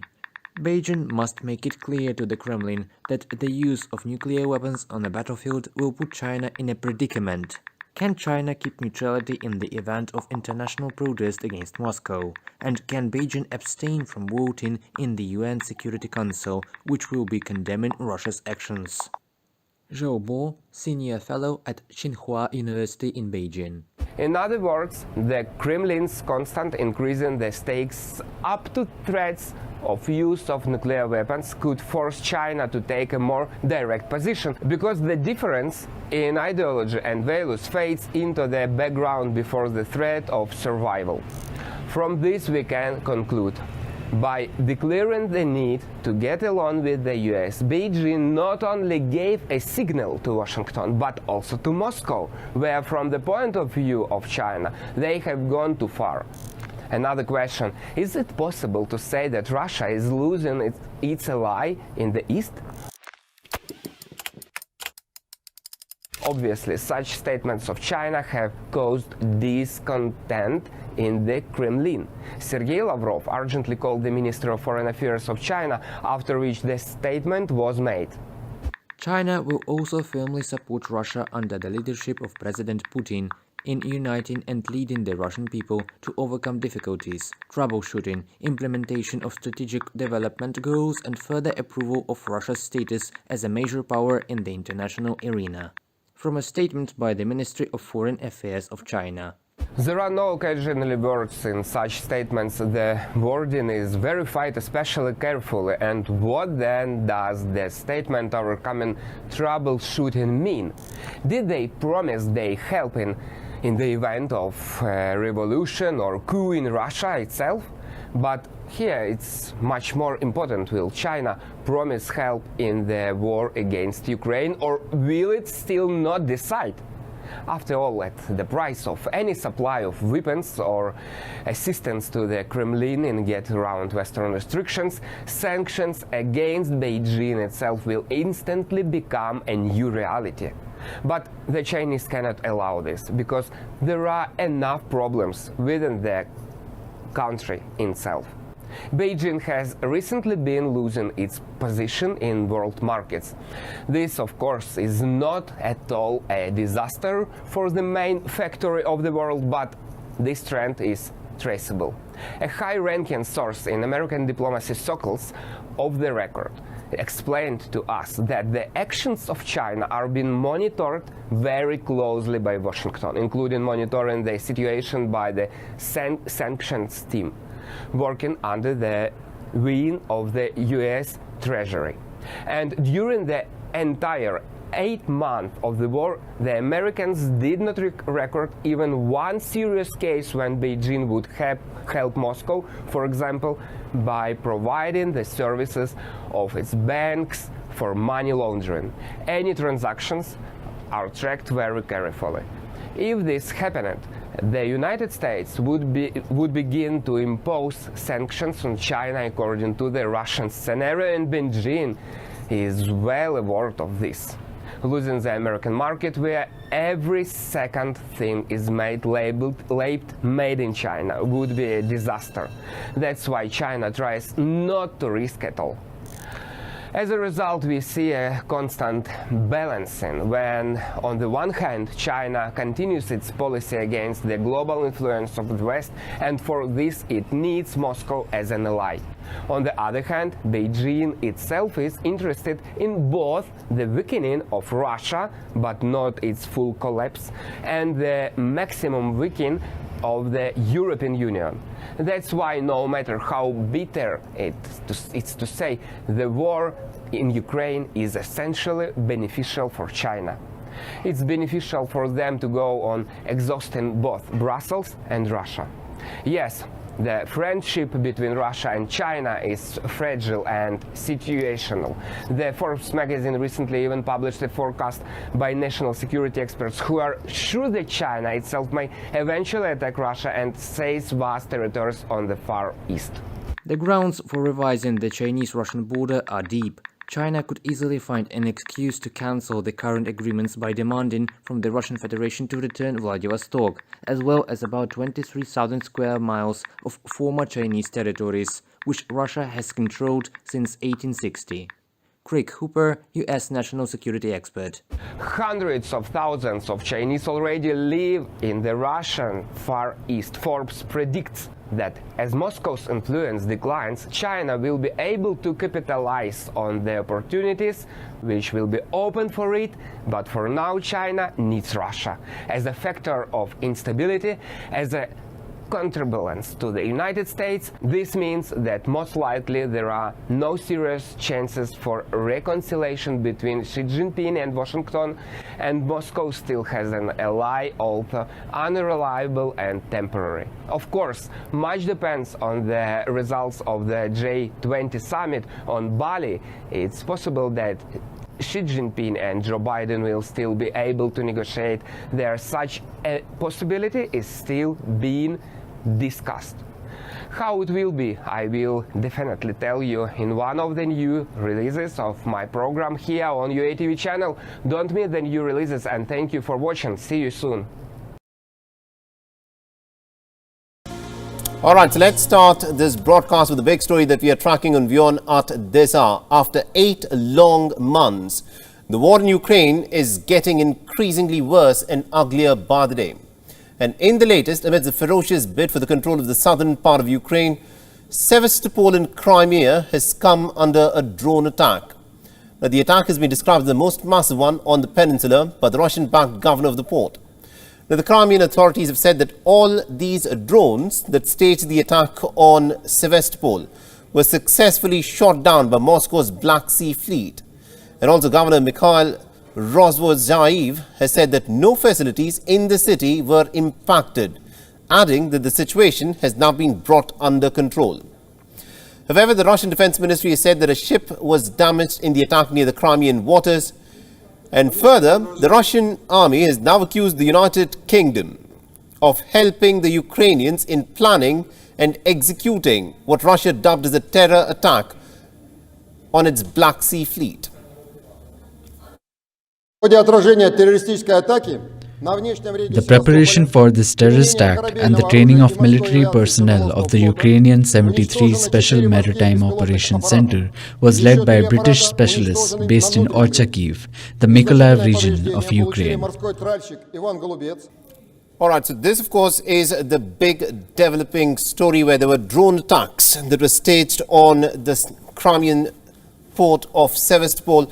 And what is also interesting is that Russia has accused the British Navy for actively taking part in the planning and also in the execution of what Moscow has dubbed as a terror attack in the Baltic Sea on the 26th of September for blowing up the Nord Stream 1 and the Nord Stream 2 gas pipelines. So these, of course, are the allegations that Moscow has now put forth, directly accusing the British Navy of being involved in the blowing up of the Nord Stream 1 and the Nord Stream 2 pipelines as well.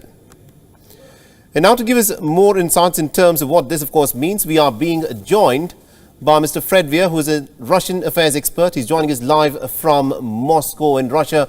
Now, Mr. Weir, this, of course, is a big development. Sevastopol in Crimea, the port that Russia sees as very crucial for the domination of the Black Sea, has come under attack by these drones, which are said to have been sent from Ukraine. How does Moscow respond to this?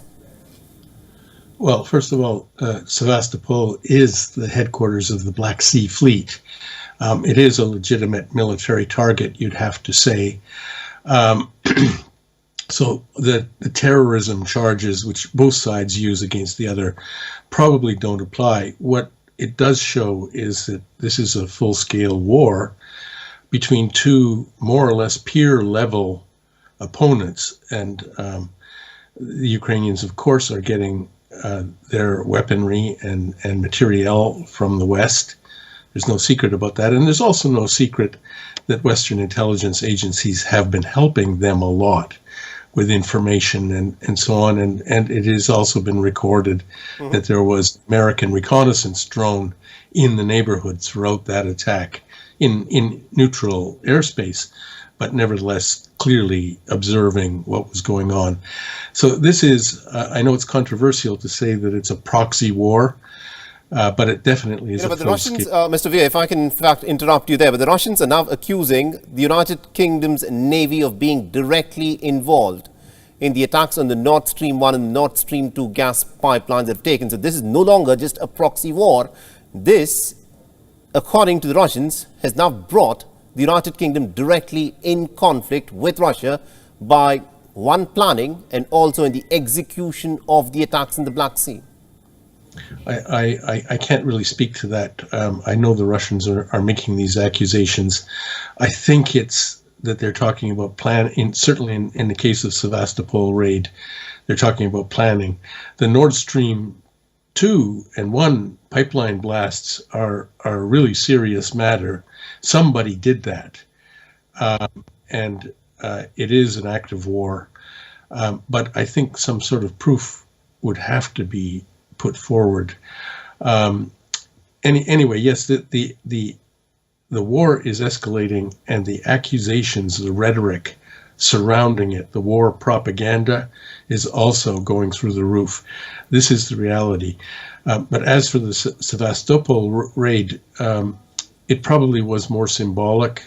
Doesn't seem to have done much damage. But it was sophisticated and well coordinated.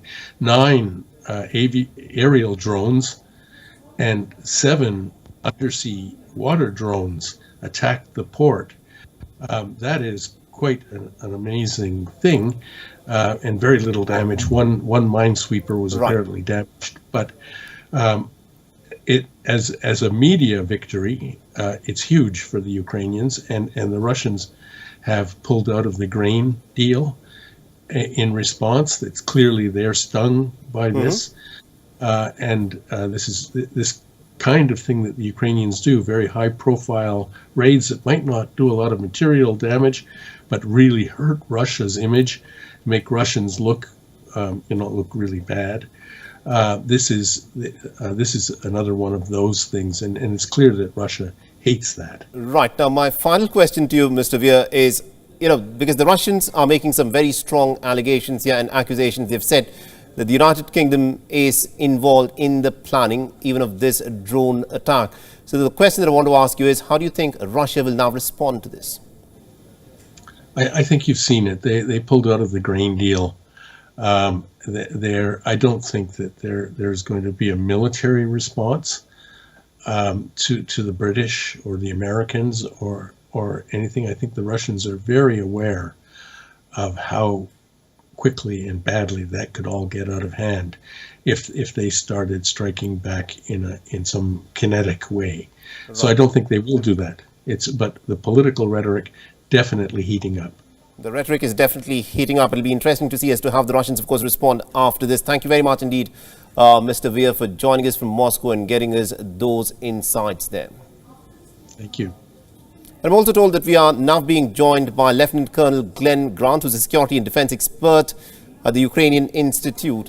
Now, Colonel, thank you very much indeed for taking time out and speaking to us here on Beyond. Now, what we have witnessed unfold in Sevastopol is a clear and a very big escalation. There are drone attacks that are being staged on essentially the headquarters of the Black Sea Fleet. And the Russians are also accusing the United Kingdom of being involved in the planning. How do you respond to this? Well, I mean, the first thing is it's not an escalation. How can you call something an escalation when someone's fighting back against people actually attacking your capital city?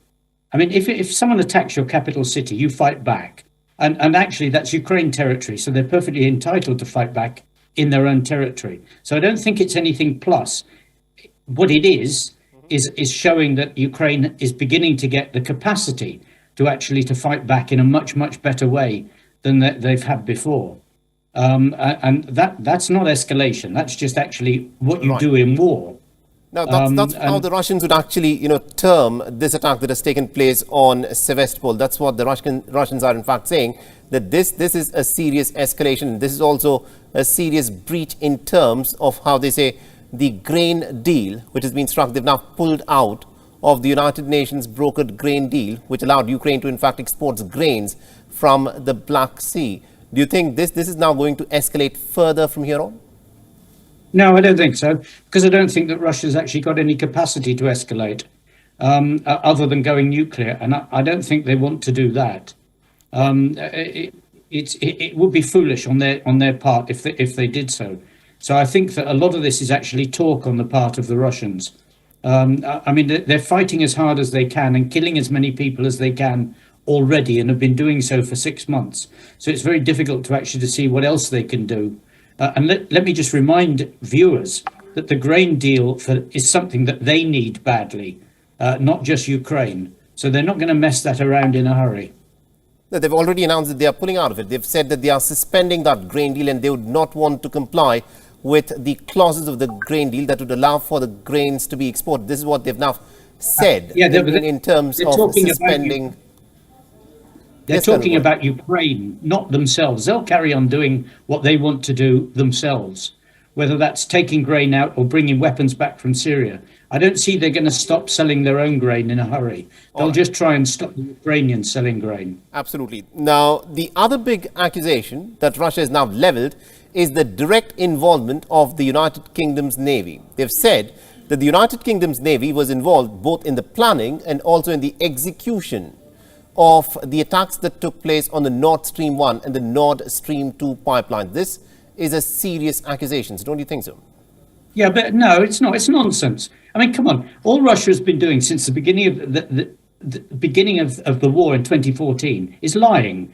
This is just another attempt at doing something. And frankly, what would anybody in Britain want to actually to stop Nord Stream 1 by attacking it?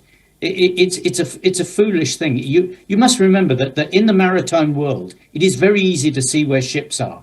Right. So if there was a British ship anywhere around near Nord Stream 1, it would have been obvious from the very beginning. Everybody would know in the region and other countries from satellites.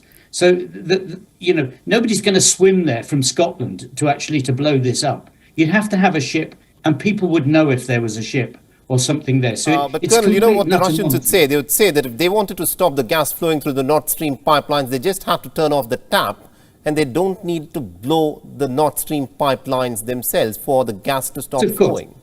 Of course, that's what they would say about themselves. But to accuse someone else of blowing it up is complete nonsense because you just have to have a ship there. Right. And everybody would see it. And, you just can't do things like that without people around in the region knowing that you're actually doing it. You can't sneak a submarine around there without people knowing about it. The world is much more open than that. So this is just Russian talking. You know, my final question to you, Colonel, is this. We've been talking about, and what Russia has been saying is that this is a proxy war by the West between Russia. This is not a war between Russia and Ukraine, but rather this is a sort of a test of arms strength between Russia and the NATO military alliance. And now with the Russians accusing the United Kingdom's Navy of being directly involved in the planning and also the execution of these operations, does this now mean that it's no longer a proxy war, but a direct confrontation between the members of the NATO military alliance and Russia? Okay, let's be quite clear. If Russia had not invaded Ukraine, there would be no war. So this is not that, NATO didn't start this war. America didn't start this war. British Navy didn't start this war. It was started by Russia, continued by Russia, and is continuing by Russia. All right. Now, just to play the devil's advocate, Colonel, just to play the devil's advocate, the Russians have turned around and say that the reason why the war has come to where it has, the reason why the war even started is because the NATO military alliance was trying to extend its borders further eastwards towards the borders of Russia. And this is something that was not acceptable to Russia. How does NATO respond to that? No, it's quite simple. Countries that want to join NATO are allowed to join NATO. And I just remind you the words of the Latvian foreign minister who said, if we had not been members of NATO, we'd have been like Bucha now. We'd have been invaded by Russia. And that's quite obvious. Just like Georgia, just like Ukraine, Latvia would have been there if it had not been in NATO. And that's why countries join NATO. This is not NATO going eastward. This is countries, former Soviet countries, running to get some protection from Russia. And they will continue to do so, just as Ukraine is trying to do now. Get protection from Russia. Very interesting. I don't think that there's a perhaps common ground which perhaps Russia and the leaders of the NATO military alliance would want to sit and discuss. But thank you very much indeed, Lieutenant Colonel Glenn Grant, for joining us and getting us those insights. Thank you. WION is now available in your country. Download the app now and get all the news on the move. Timothy Phillips has travelled the length of the Iron Curtain, not just from Stettin to Trieste, but from Grense Jakobselv in Norway to Nakhchivan, an autonomous republic in Azerbaijan. And he's produced the book called The Curtain and the Wall. and he joins me now in the studio. You're very welcome to Times Radio. Good evening. Good evening. Tell me about the object of your journey. Yeah, I guess I wanted to travel the full length of the Iron Curtain because I'd studied it at school and university, and I'd always fallen in with Churchill's quote and thought that it ran from Stettin to Trieste. And then it occurred to me that it must have gone much further north and south, and that simply because the Soviet Union and the Warsaw Pact and NATO went much further north and south than that. And then in the process of researching the book, I discovered that it never really went through Stettin at all, because Stettin was given from Germany to Poland at the end of the war. And of course, the Soviet sector of Germany, which became East Germany, was to the west of that. So Churchill probably was making a mistake deliberately, because at that point he would still have hoped that Germany would be unified and belong either to the neutral world or to the Western world. But it's so interesting because, I mean, all of us know that quote, and I've never stopped to query it, but thank goodness that you have. Shall we discuss the parts of the Iron Curtain that were left out by Churchill, or at least some of them? Tell me what was going on in the northernmost part of the Iron Curtain, that is to say, at the top of Norway. Yeah, I mean, in a way, this was the place where the standoff ought to have been fiercest, because Norway decided to join NATO, and Norway ended up with the only border with Russia itself. So the Russian part of the Soviet Union only had a border directly with the West in the Arctic Circle with Norway.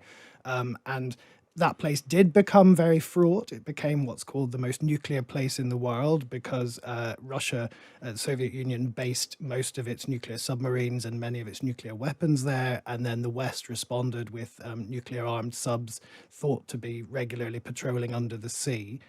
But what was interesting was that the local people in the far north of Norway had quite a different attitude towards the Soviet Union. Soviet Union occupied that part of Norway at the end of the Second World War, but then it left of its own accord, and people remembered that very warmly, because they thought that generally the Soviets and the Russians tended not to leave territory they had occupied. So there was quite a lot of friendship, even though it was at a distance, but people felt warmly towards the people on both sides, and that continued up until the beginning of this year, actually. Oh, absolutely fascinating. And then at the other extremes, so we're now going to the extreme south or the extreme southeast. Tell me about Nakhichevan and about Ani. Now, Ani is on the impassable border between Turkey and Armenia. And this in itself was fascinating to me, that there is still a bit of the border which is impassable today. Yeah, that's right. If you want to get a sense of what a totally closed border feels like, then the border between Turkey and Armenia, which have no diplomatic relations whatsoever, is a good place to get it. And this ruined city, Ani, was the capital of a greater Armenia back in the Middle Ages, and is now a kind of deserted plain strewn with huge ruined cathedrals, mosques, synagogues, and a huge wall, and also a bridge across the Silk Road, which lies collapsed into a river. But nobody's really heard of Ani, and that's because it was in a Turkish militarized zone throughout the Cold War and up until 9 years ago. And now when you go there, you can stand and people can visit again, finally, and you're looking across into Armenia. And one of the kind of saddest moments was looking at this 12th century bridge and then seeing that the border fences blocking entrance to it run along both sides, even though you can't cross it. So it's a real metaphor of division. And let's pop back to Nakhichevan, which, to remind listeners, is an autonomous republic in Azerbaijan. And you weren't too keen on this place. Yeah, it's a kind of... You didn't feel at home there? I didn't feel at home there. I'm not sure the people who live there feel very at home there.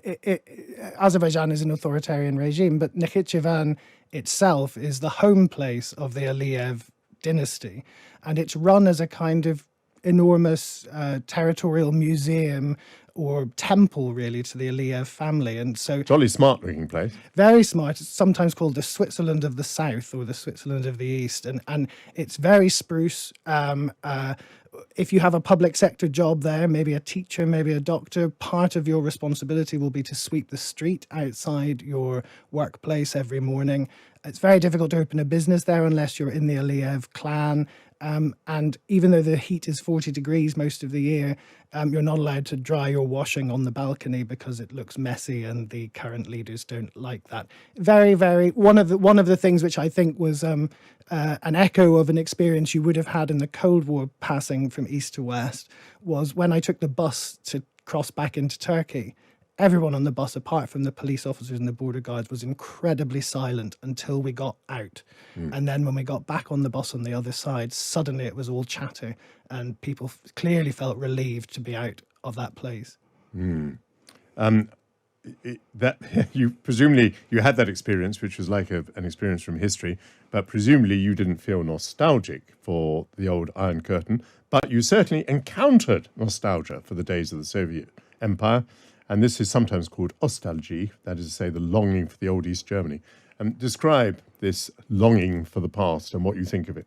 Yeah, I mean, I guess I should declare that perhaps I do suffer from a mild case of ostalgie. I started learning Russian at school in 1990, just as the Soviet Union was collapsing, and all of my textbooks were all Soviet produced. And so I probably am constantly trying to chase something that for me is unrecoverable and never to be experienced. But it's not the kind of political ostalgie that lots of people in the East still feel, certainly lots of older people, particularly Russians, but also some East Germans. I guess perhaps a good way to encapsulate it is people feel it was a tidier time, a simpler time. There was less inequality in many of these societies. In the beautiful Vyborg slot, Vyborg is a city on the Russian border with Finland. It used to be a Finnish city, but the Soviets took it in the Second World War. Vyborg Castle, I climbed the tower, and when I came back down, a bit jelly-legged because the steps weren't in very good condition, a lovely 65-year-old woman who was guarding the room at the bottom said, "How did you find it?" and kind of sympathized with me about the terrible climb. And then we got into conversation. Vyborg used to be a closed city. If you lived there, you couldn't even have your relatives visit without them getting a permit. And so I said, "Have you seen lots of changes?" And she said, "It's terrible now. They used to put lovely plants in all the parks, and it was better when it was closed," she said. Literally a direct quote. It was better when it was a closed city. So for her, she valued all the kind of theoretical ability to travel, the theoretical openness that had happened, very little. And what she missed was the sense of community and probably the sense of Russia's importance that had existed in the Cold War. We mentioned Stettin. And you told us about why that wasn't really well chosen by Churchill, or maybe it was because he was making a political point. But let's go to the other end, Trieste, which is now in Italy. Yes. And I'm going to ask you the strange question: how did it get into Italy? Yeah, it was in Italy, and then it wasn't suddenly in Italy. So at the end of the Second World War, obviously Italy was a defeated power, and it was commonly agreed that Yugoslavia ought to have some of Italy. But the question of Trieste was difficult because it was a large port with a mainly Italian-speaking population. So the Allies struck on the solution of creating a free territory. So some of your listeners may have heard of the free city of Danzig that existed between the wars. This was a kind of second attempt to do Danzig all over again, even though actually Danzig hadn't worked very well. And Trieste as a free territory existed for about 8 years in the late 40s, early 50s, until civil unrest led the Allies to pull out. But basically it was one territory with two territories within it, because there was an Iron Curtain running down the middle of the free territory of Trieste. Trieste city was run by the Americans and the British. People I interviewed there said that the Americans tried to curry favour by giving Coca-Cola and the British by giving tea, which I thought was a rather nice and typical set of behaviours. On the other side, Tito's Yugoslavian army ran things. They had two sets of stamps, two sets of currencies, two sets of customs controls. You couldn't you couldn't cross between the two without showing passport, and eventually everybody agreed that this wasn't working at all, and so the rural bits of the free territory of Trieste went to Croatia and Slovenia within Yugoslavia, and then Trieste itself was rejoined to Italy. I went to Albania in 1969, which was an extraordinary experience, only on a day trip from Yugoslavia, but I bet you envy me the fact that I went to Enver Hoxha's regime, and a very memorable day it was. I went to the second largest city, which I think is called Scutari, and I saw not a single private vehicle, just a couple of lorries, a lot of Chinese influence everywhere. And we entered in a tourist bus, and we were stoned by the local people as our bus drove through the town. And we were treated to a lovely tourist visit to a copper wire factory. That was thought to be what we would be interested in. Albania has always been a very special case. Tell me what set it apart, and tell me a little bit about the operations against it by the CIA and MI6. Yeah, so Albania really is a remarkable place. I am indeed a bit jealous of that. Basically, although it's easy to think that Eastern Europe was kind of uniformly very extremely authoritarian throughout its existence, in reality, things loosened up a lot almost everywhere after Stalin died in 1953. And Albania was always the exception. Enver Hoxha remained a Stalinist to his dying day. And so when Khrushchev made his secret speech and distanced himself from Stalin in 1956, quite quickly afterwards, Albania said, we don't want to be friends with the Soviet Union anymore. They're far too liberal. Then he became closer to Mao. And then when China stopped being so Stalinist in the late 70s, they ditched China as well, and they basically became a kind of solitary place. And really, their Iron Curtain, as you experienced, ran right the way around their country. They had almost no friends in the world. A bit before that, everyone could see that Enver Hoxha was really quite extreme, and the allies in the West were determined to try and unseat him. And they started to train Albanian refugees in refugee camps at the end of the Second World War in the late 40s, and then post them into the country in the hope that they would be able to kind of muster support. They assumed that nobody liked Hoxha, and so that people would rally to the cause. Actually, all of these people were rounded up quite quickly and mostly killed. Some did escape. But the reason it became a cause célèbre is because it was widely thought later that Kim Philby had dobbed them in because he had had some responsibility for heading up this kind of operation in the British Secret Service. The reality is probably more complex. He may well indeed have tipped off the Soviets, who at that point were still friends with the Albanians. But really, the tradecraft, as John le Carré would say, of these operations was very poor. And so, you know, even after the first set were rounded up, the British continued to use the same sets of ciphers and codes as they had. So basically, the Albanians knew everything that was going on. What a catastrophe, what a disaster. We've left out the bit that most people think about when they think about the Iron Curtain, which is Berlin. Tell me your impression. I mean, this was a very special case, wasn't it? So the West had half of a city sort of glowing with neon lights, but marooned in the communist heartland, a very special place. That's right. And really, West Berlin had no purpose in West Germany other than to go on existing. It obviously wasn't the capital, that was Bonn. It wasn't significant economically because it had no hinterland that it could trade with. Frankfurt and Stuttgart and Munich were much more important. But the point was that it should continue to exist. Once the airlift had succeeded, there was to be no question that West Germany or the Western Allies would withdraw from it.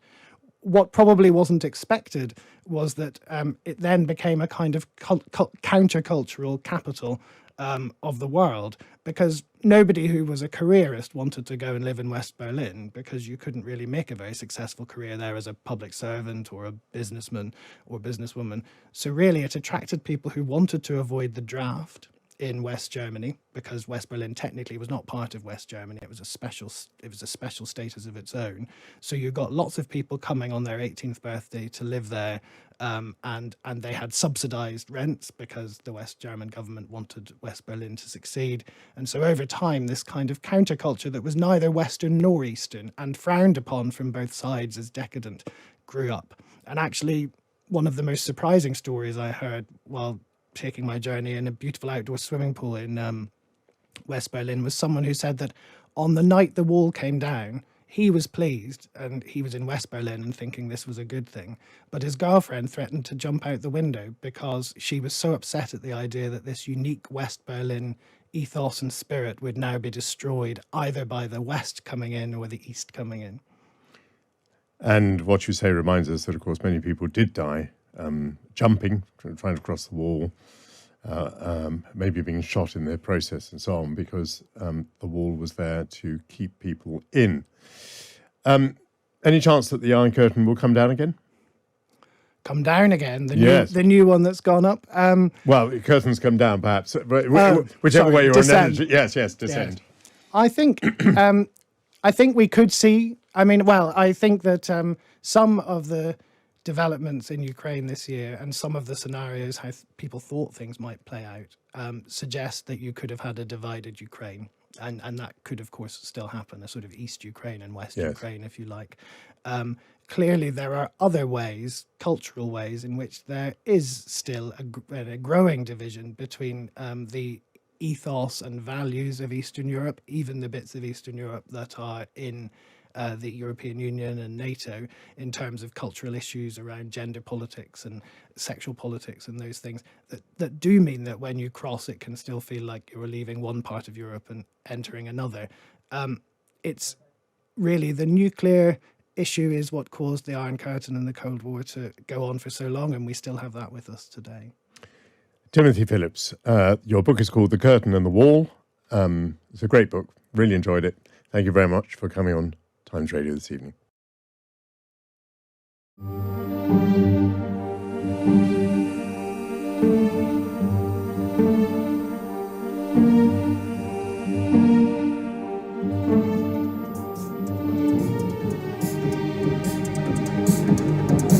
Believe it or not, we are in Ukraine right now. This is the outskirts of Kiev.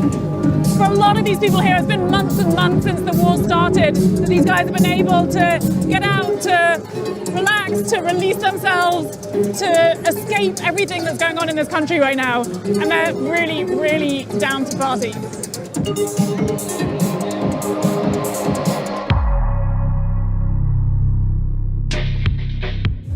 Are you having fun? You know, it's like great to feel that we can give people some freedom, maybe. The place where they can have a rest, where they can like dance, drink, communicate with friends. We want to give people some chance to have some normal life. What is it that young Ukrainian people are going through right now? They're trying to live, because if we didn't live, in this case, Russia will win.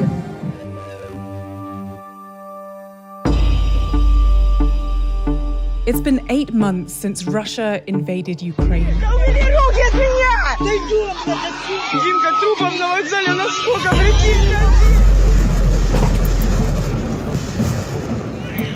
14 million Ukrainians have fled their homes. More than 5,000 civilians have been killed. The battles in the east and south of the country are becoming more brutal by the day. Kiev itself has seen a barrage of fresh attacks. But life in the capital goes on, with a semblance of surreal normality. Я Індіана Джонсом себе почувствував. Дорожня транспортна пригода – це коли ти на автовокзалі в Києві купив собі біляш. The day President Vladimir Putin invaded his country, Alexei signed up to fight. In May, he lost his leg from a Russian bomb. He's now back in Kiev, thrust into civilian life and grappling with his new reality. It didn't seem like you were having the best time in there. What did you think? Пока идет война, я думаю, такого позволять не стоит просто нас. Просто это, для меня это неприпустимо. I mean, it's been months and months of war at the moment. You can understand them wanting to have some relief, you know, have some joy, have some light humor, laugh a little bit, feel a little bit normal, no? Просто когда собираешь своих товарищей и знакомых по частям, честно, просто неприятно и все. И просто обидно так, что большинству здесь просто, всем формально большинству просто наплевать и все. Никто не задумывается, что творится сейчас там и что гибнут просто простые люди, дети. Was that a siren? Да. Сирена, а люди как гуляли, так и гуляют. Никто на это уже не обращает внимания. Они понимают, что такое оторванная нога, рука и как это больно.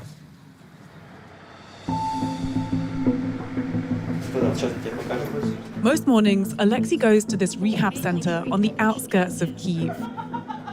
With a threefold increase in the number of patients coming here and staff struggling to keep up with demand, Alexei's road to recovery is slow. So how are you guys getting on? How does it feel to have the new leg? Все хорошо, привыкаем. I mean, obviously there is pressure to seem tough in front of everyone, but I mean, how much trauma is there in the military? How much is it that soldiers are going through right now? Честно, даже и слов не подберешь. Просто когда у твоего знакомого, с кем ты уже познакомились в начале войны, и когда ему отрывают голову, понимаешь, и остается нижняя челюсть просто-навсего.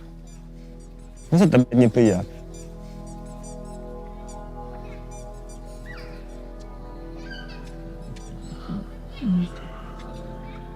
Have you guys received any psychiatric help at all? Anyone to help you talk through these experiences? Ні. Не потребую, все нормально. I mean, obviously there's a long rehabilitation process, but when that's done, will you guys head back to the front? Що, хочеш повоювати? Ну, повоюй. А куди діватися?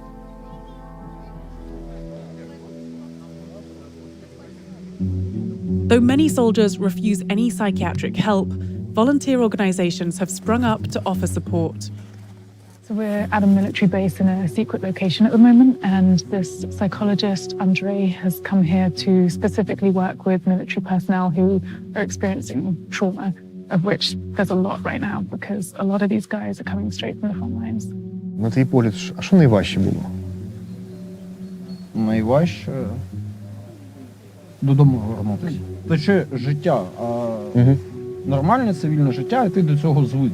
Але, ну, побувавши там в окопах, в тебе вже інша реальність.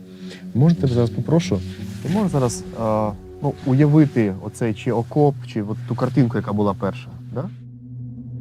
Why is that it's so hard for these guys to really open up and talk about mental health? Найголовніше на війні – це безпека.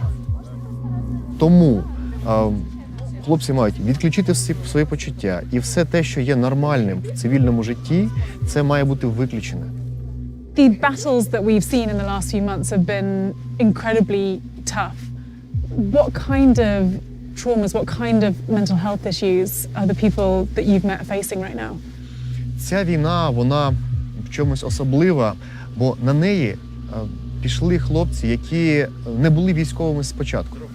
Ну, розумієте, вони бачать взорвані тіла або рятувати своїх поранених побратимів, перев'язувати рани, коли невідомо, чи вони виживуть, чи ні. Після взривів, після контузій, головні болі, погані сни. Вони можуть іти просто по місту, якийсь звук трапився, хлопок, лопнув шарик, і вони посеред міста опиняються в зоні бойових дій. So many military men that I've spoken to have saying that, you know, they want to go through treatment, they want to have rehab purely so that they can get back to the front line, so they can fight again. And I'm wondering whether, you know, given that so much is riding on this war, the very existence of Ukraine, that the mental well-being of Ukrainians is being put at risk because of that. Що ми розуміємо, що дуже важкою ціною дається нам незалежність нашої держави. Суїциди явні, чого ми боїмося. Суїциди приховані. Тобто, коли людина себе не знаходить, або не може пережити свій стан, або в неї починаються проблеми з сім'єю, починається пиятика, наркотичні речовини, скачування по життю, і поступово вона згасає таким чином. It's not just military personnel whose lives have been turned on their heads.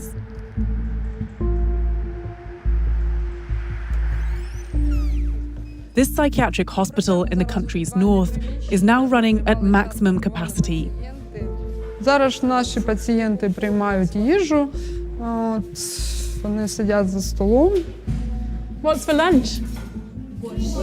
Borscht. Borscht, my favorite. Most of the patients here are civilians who find themselves in increasingly desperate scenarios. What kind of problems are people coming to you with? Тут є тяжкі психічні розлади, це алкогольна, наркотична залежність. Таких пацієнтів, на жаль, багато є зараз. And have those issues become more pronounced since the start of the war? Але те, що пацієнти більш вразливі, більш емоційні, більш складні, для них болючі любі якісь зміни в їхньому житті, це дійсно так. Тобто більш важче, тому що важче досягнути успіху в лікуванні стало. Why is that? Тому що наклалась війна, наклали стресові розлади, наклались додаткові емоційні переживання. Тобто кожна родина українська має в своїй сім'ї військових. Зараз є діти, які на фронті, і це свій відбиток накладає. Тобто можна сказати, що у всі сфери життя кожного українця війна внесла негативні зміни, і ці наслідки будуть 20-30 років інтенсивно наростати, поки ми не зможемо це подолати. Elena was brought here by her husband 11 days ago. She's suffering with severe depression and alcoholism. So this is where you sleep, Elena? Я здесь сплю, моя кровать. How are you doing? How are you getting on here? Ну, еще немножко слабость ощущаю. Такое, неуверенность, слабость. Ну. Do you mind me asking you why it is that you came here? Ну, во-первых, год назад умер мой отец, самый любимый мужчина, который всю жизнь меня поддерживал, воспитывал. Плюс через полгода началась война. Началась война неожиданно, мы как-то этого не ожидали, до последнего в это не верили, очень к этому не были готовы. Вот эта вся ситуация, она, конечно, приводит... I'm so sorry you've been struggling. It sounds like a really, really difficult time for you and for so many Ukrainian people right now. Ее разбомбили полностью. Ну, это все смотришь, и это как-то вроде бы не твой город, не твоя реальность. Как-то даже еще не верится до сих пор. Война разлучает семьи.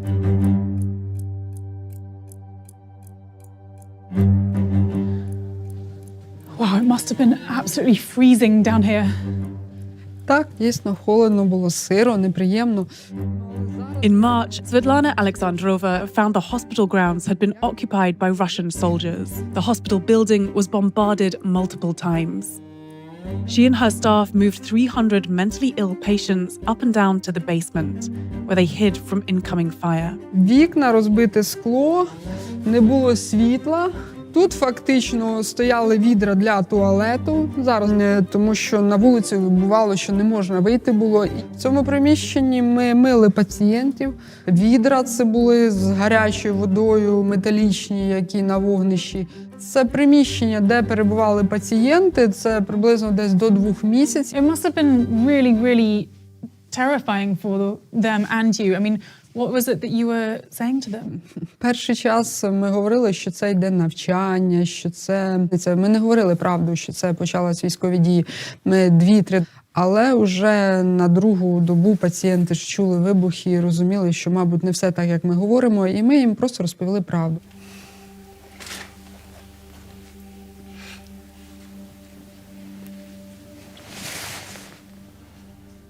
Їх багато. Ми мусили робити їх для всіх, ми нікому про це не говорили. І якщо б була потреба, ми б виводили цих пацієнтів з прапора. На жаль, це дуже боляче. Are you okay? Нормально. Просто коли згадуєш це... Все гаразд. Obviously, these are extremely vulnerable people living through very, very stressful time. There were 35 people who didn't make it. What happened to them? Померли вони через похилий вік, через ослаблене здоров'я, тобто різні тілесні хвороби, які вони вже були. Тобто це пацієнти в основному похилого віку. Ну і відповідно ж ця війна, стрес – додатковий фактор. І плюс охолодження, ну не стільки охолодження, перебування в некомфортних умовах, там, ну це все впливає. Звісно, як би ми не старалися, але ми не могли тут створити того комфорту, який буває у мирний час.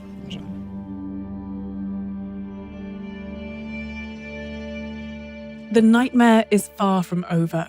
No one knows how many more lives may be lost or how long peace will take to arrive. It's the youngest Ukrainians who stand to lose the most, whose futures are uncertain, and who will carry the scars of this war for the rest of their lives. І беремо листочки, хто хоче малювати, так, і олівчики, і можемо малювати. Домовились? Так. At this group therapy session in Western Ukraine, kids are encouraged to draw whatever's on their minds. Is this what you drew? Тут така трава, яка вже розбомблена, вона така чорна. Тут український танк. And what about this? А то російський.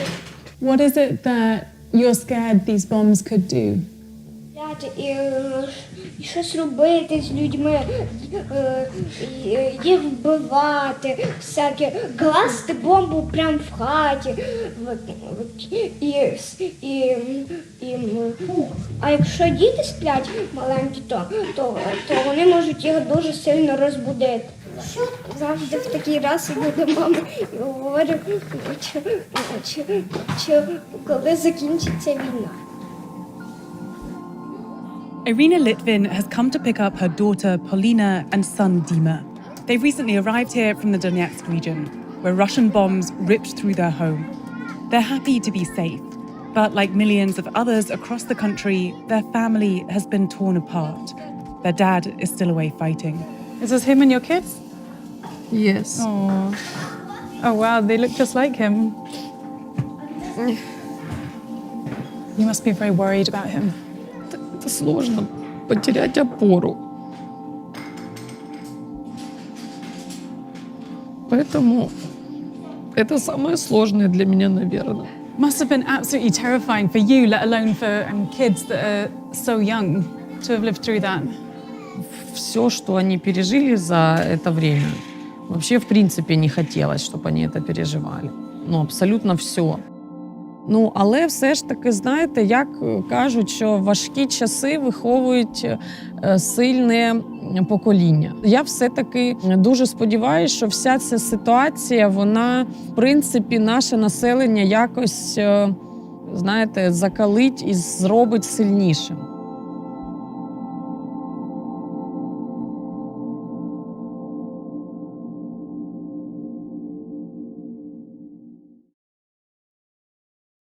I'm Michael Learmonth, editor-in-chief of Vice News. Too often, traditional news outlets shy away from the real stories and experiences of those living through global conflicts. Not Vice News. Our reporters are on the ground, fearlessly covering the human stories that shape our world. You and millions of others can continue to read, watch, and listen to Vice News for free. But we hope you'll consider making a one-time or ongoing contribution of any size at vice.com/contribute. Every contribution, no matter how big or small, helps support the journalism Vice News brings to you every day. Thank you.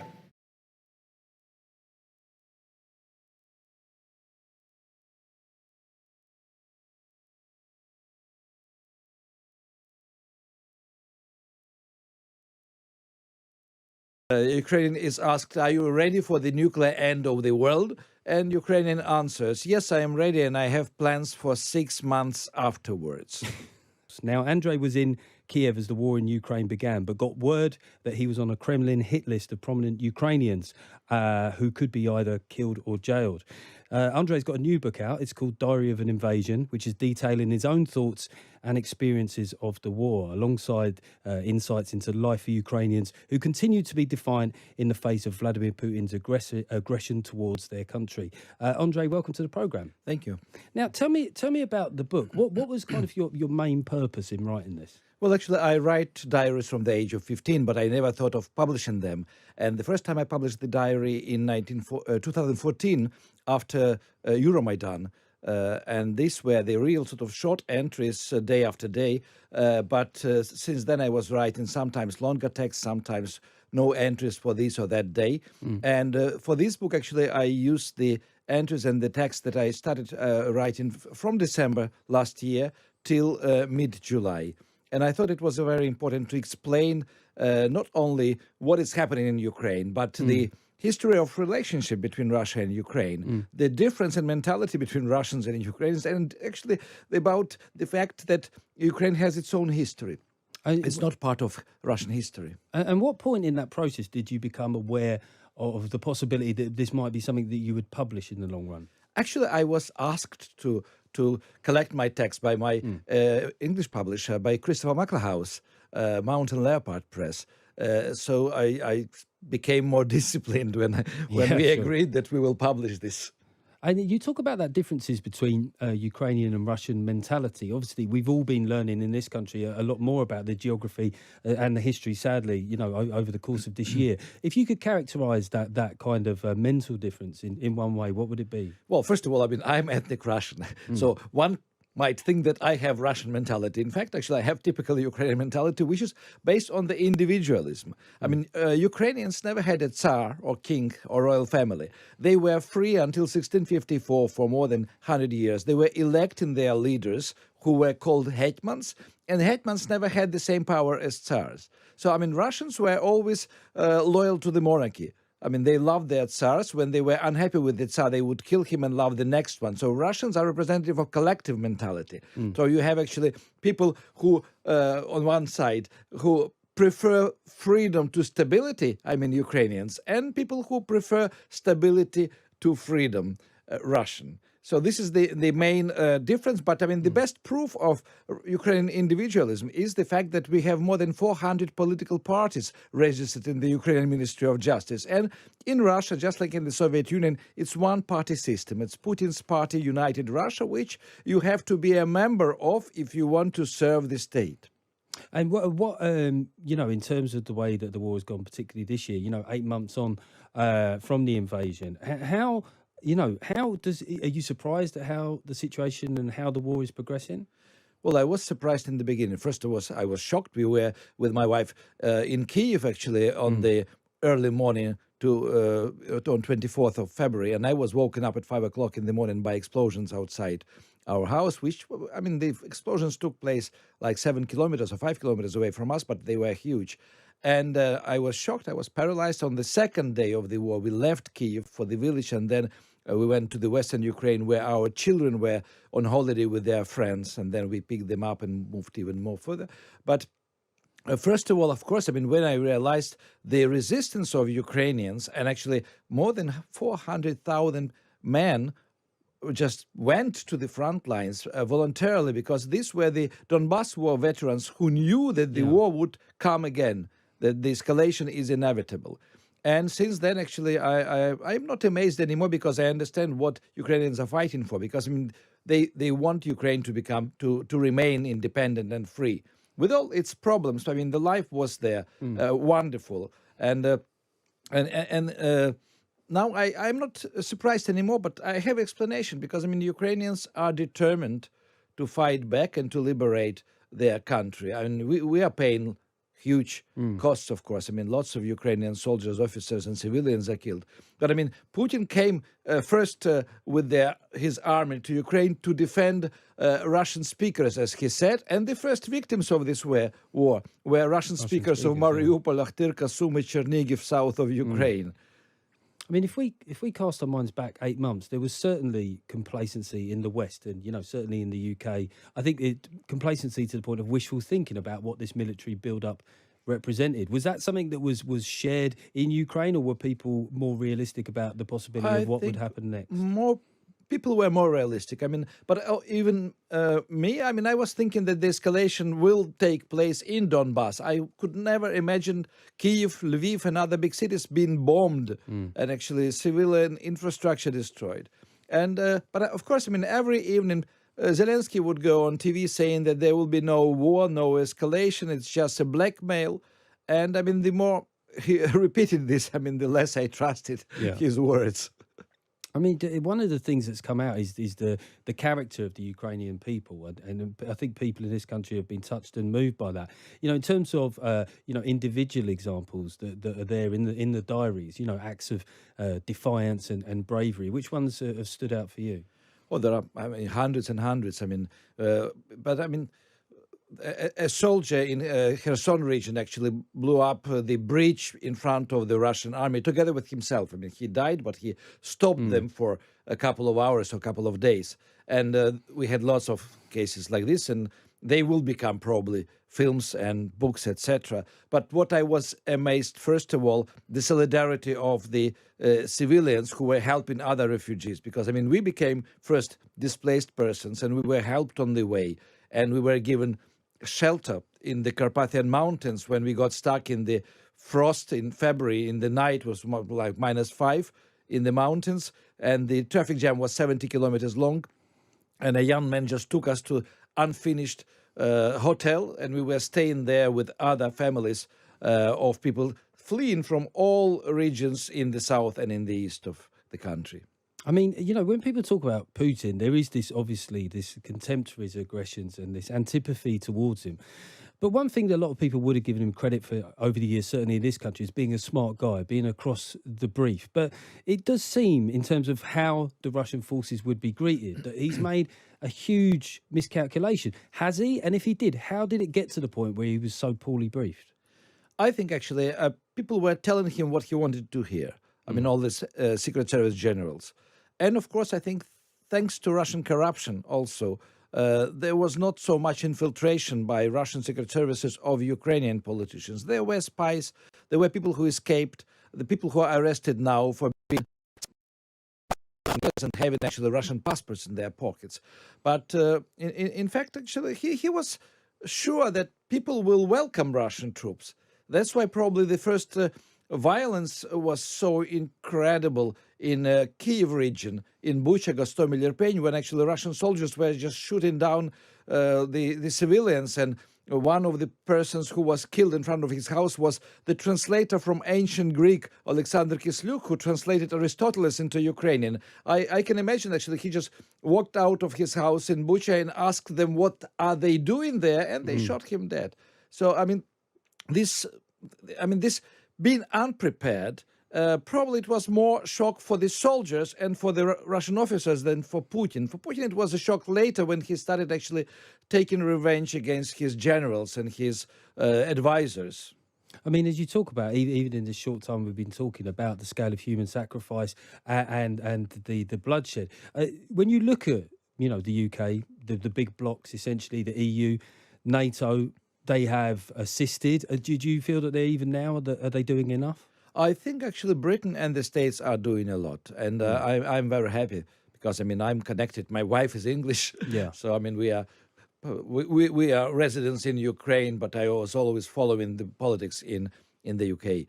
But, I mean, I was very disappointed in the beginning with Germany because, I mean, Germany, Olaf Scholz was repeating that we are not going to supply you with weapons or with heavy weapons, etc. And only slowly, recently, they started actually sending some, but also not huge quantities of the weapon, like 2 cannons or 3 missile system or the anti-aircraft systems to Ukraine. So, I mean, now we are getting help, but this help, of course, is not enough for 2,000 kilometers of front line.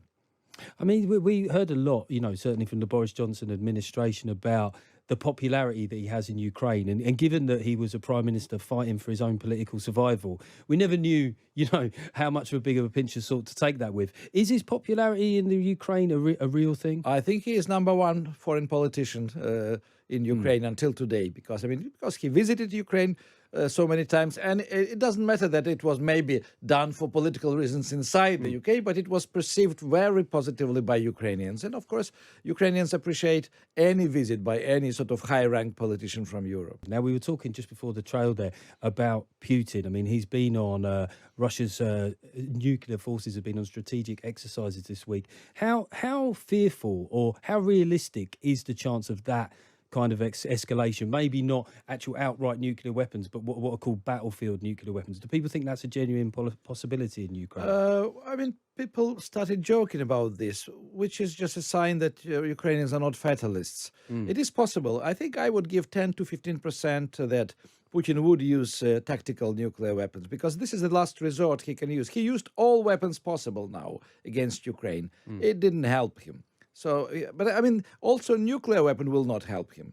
But of course, I mean, it will be something just outrageous, and it will influence the world, not only Ukrainian territory. Because there was, that counteroffensive by the Ukrainian forces, which retook land in the east of the country, and that seemed to surprise, well, a lot of us. I mean, maybe it didn't surprise you, but has that changed the course of the war to the point where we thought that there would have to be a lot of people thought that pragmatically there would need to be some sort of negotiated settlement? Is Ukraine literally winning the war now a realistic possibility?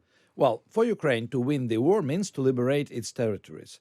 And 6,000 or 7,000 square kilometers are already been liberated, which is probably more than half of the territory taken by Russian. So, I mean, Ukraine is winning now, but it doesn't mean that actually that when we get to the Russian-Ukrainian border, Russia will stop fighting. They will fight back. They are mobilizing more people. They are sending more ammunition. They are buying more kamikaze drones and missiles from Iran. So, I mean, this war will go on, I think, definitely until next summer.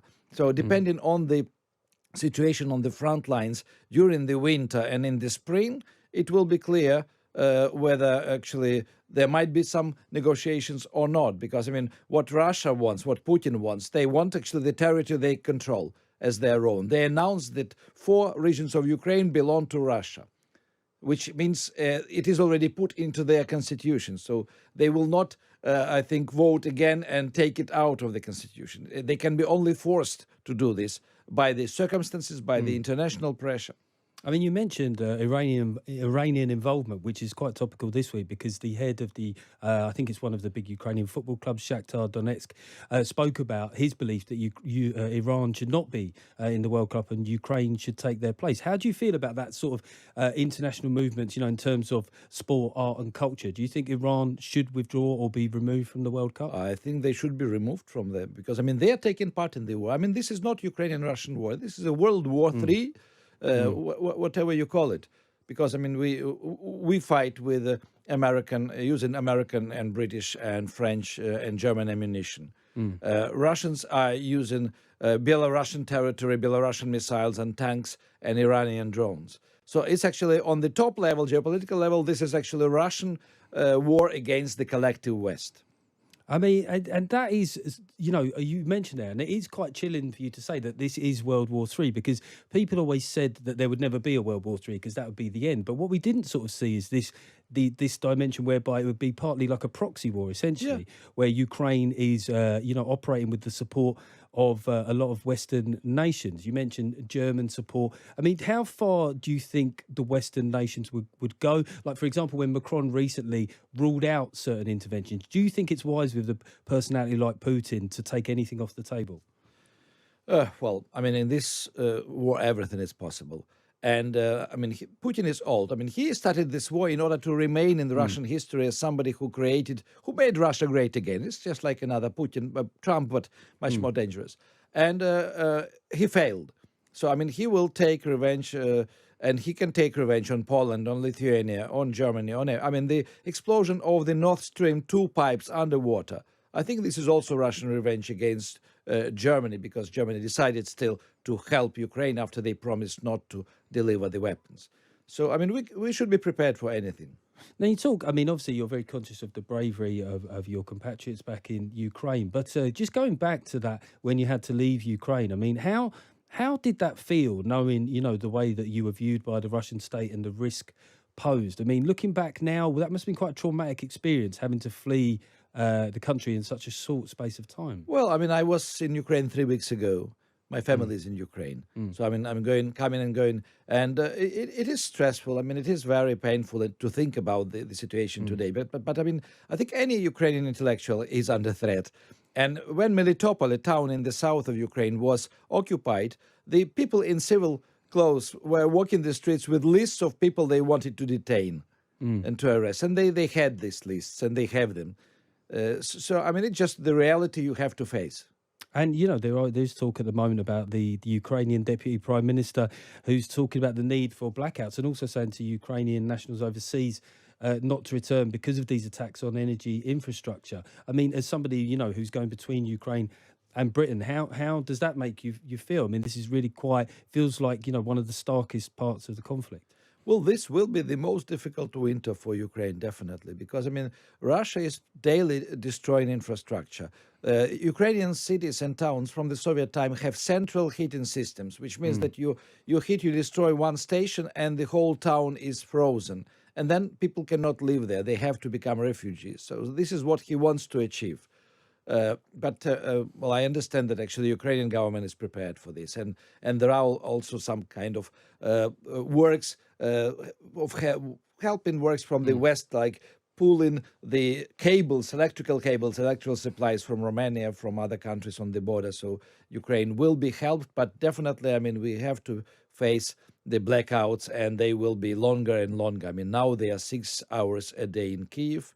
They can become 12 hours a day, and probably in some towns and cities, maybe there will be no electricity at all. I mean, that's an interesting point to sort of reference your assertion that you feel like Putin's war has robbed you of your sense of humour. Is that something that you felt at the time of writing, or is that a state that you kind of sort of find yourself in semi-permanently now? No. I think the humor came back. I loved always black humor. I mean, in my novels, actually, you find mostly black humor. Sometimes it was grey. It's second time that I lost sense of humor in the beginning of the war, but it came back thanks actually to the soldiers' humor, because the soldiers, Ukrainian soldiers, are posting on Facebook in Ukraine lots of new jokes about Putin, about what is happening in Russia, and actually it helps me. It helps me to smile, and helps me actually also to write with some kind of jokes, also the texts which are quite dramatic. I mean, does that, you're moving between Britain and the Ukraine. I mean, just one thing that I've got from social media and learning more about Ukraine as a country, is that sense of humour in the face of adversity something that the two cultures share? No, actually, magic and humor comes from Ukraine. You will not find a lot of humor in Dostoevsky or in Pushkin or in Turgenev. You will find it in Gogol's work. With the British, that kind of sort of gallows humour, as they say. Yeah, also. I can give you a short example. A Ukrainian is asked, actually, this is a joke after the nuclear threat appeared. Ukrainian is asked, are you ready for the nuclear end of the world? And Ukrainian answers, yes, I am ready, and I have plans for 6 months afterwards.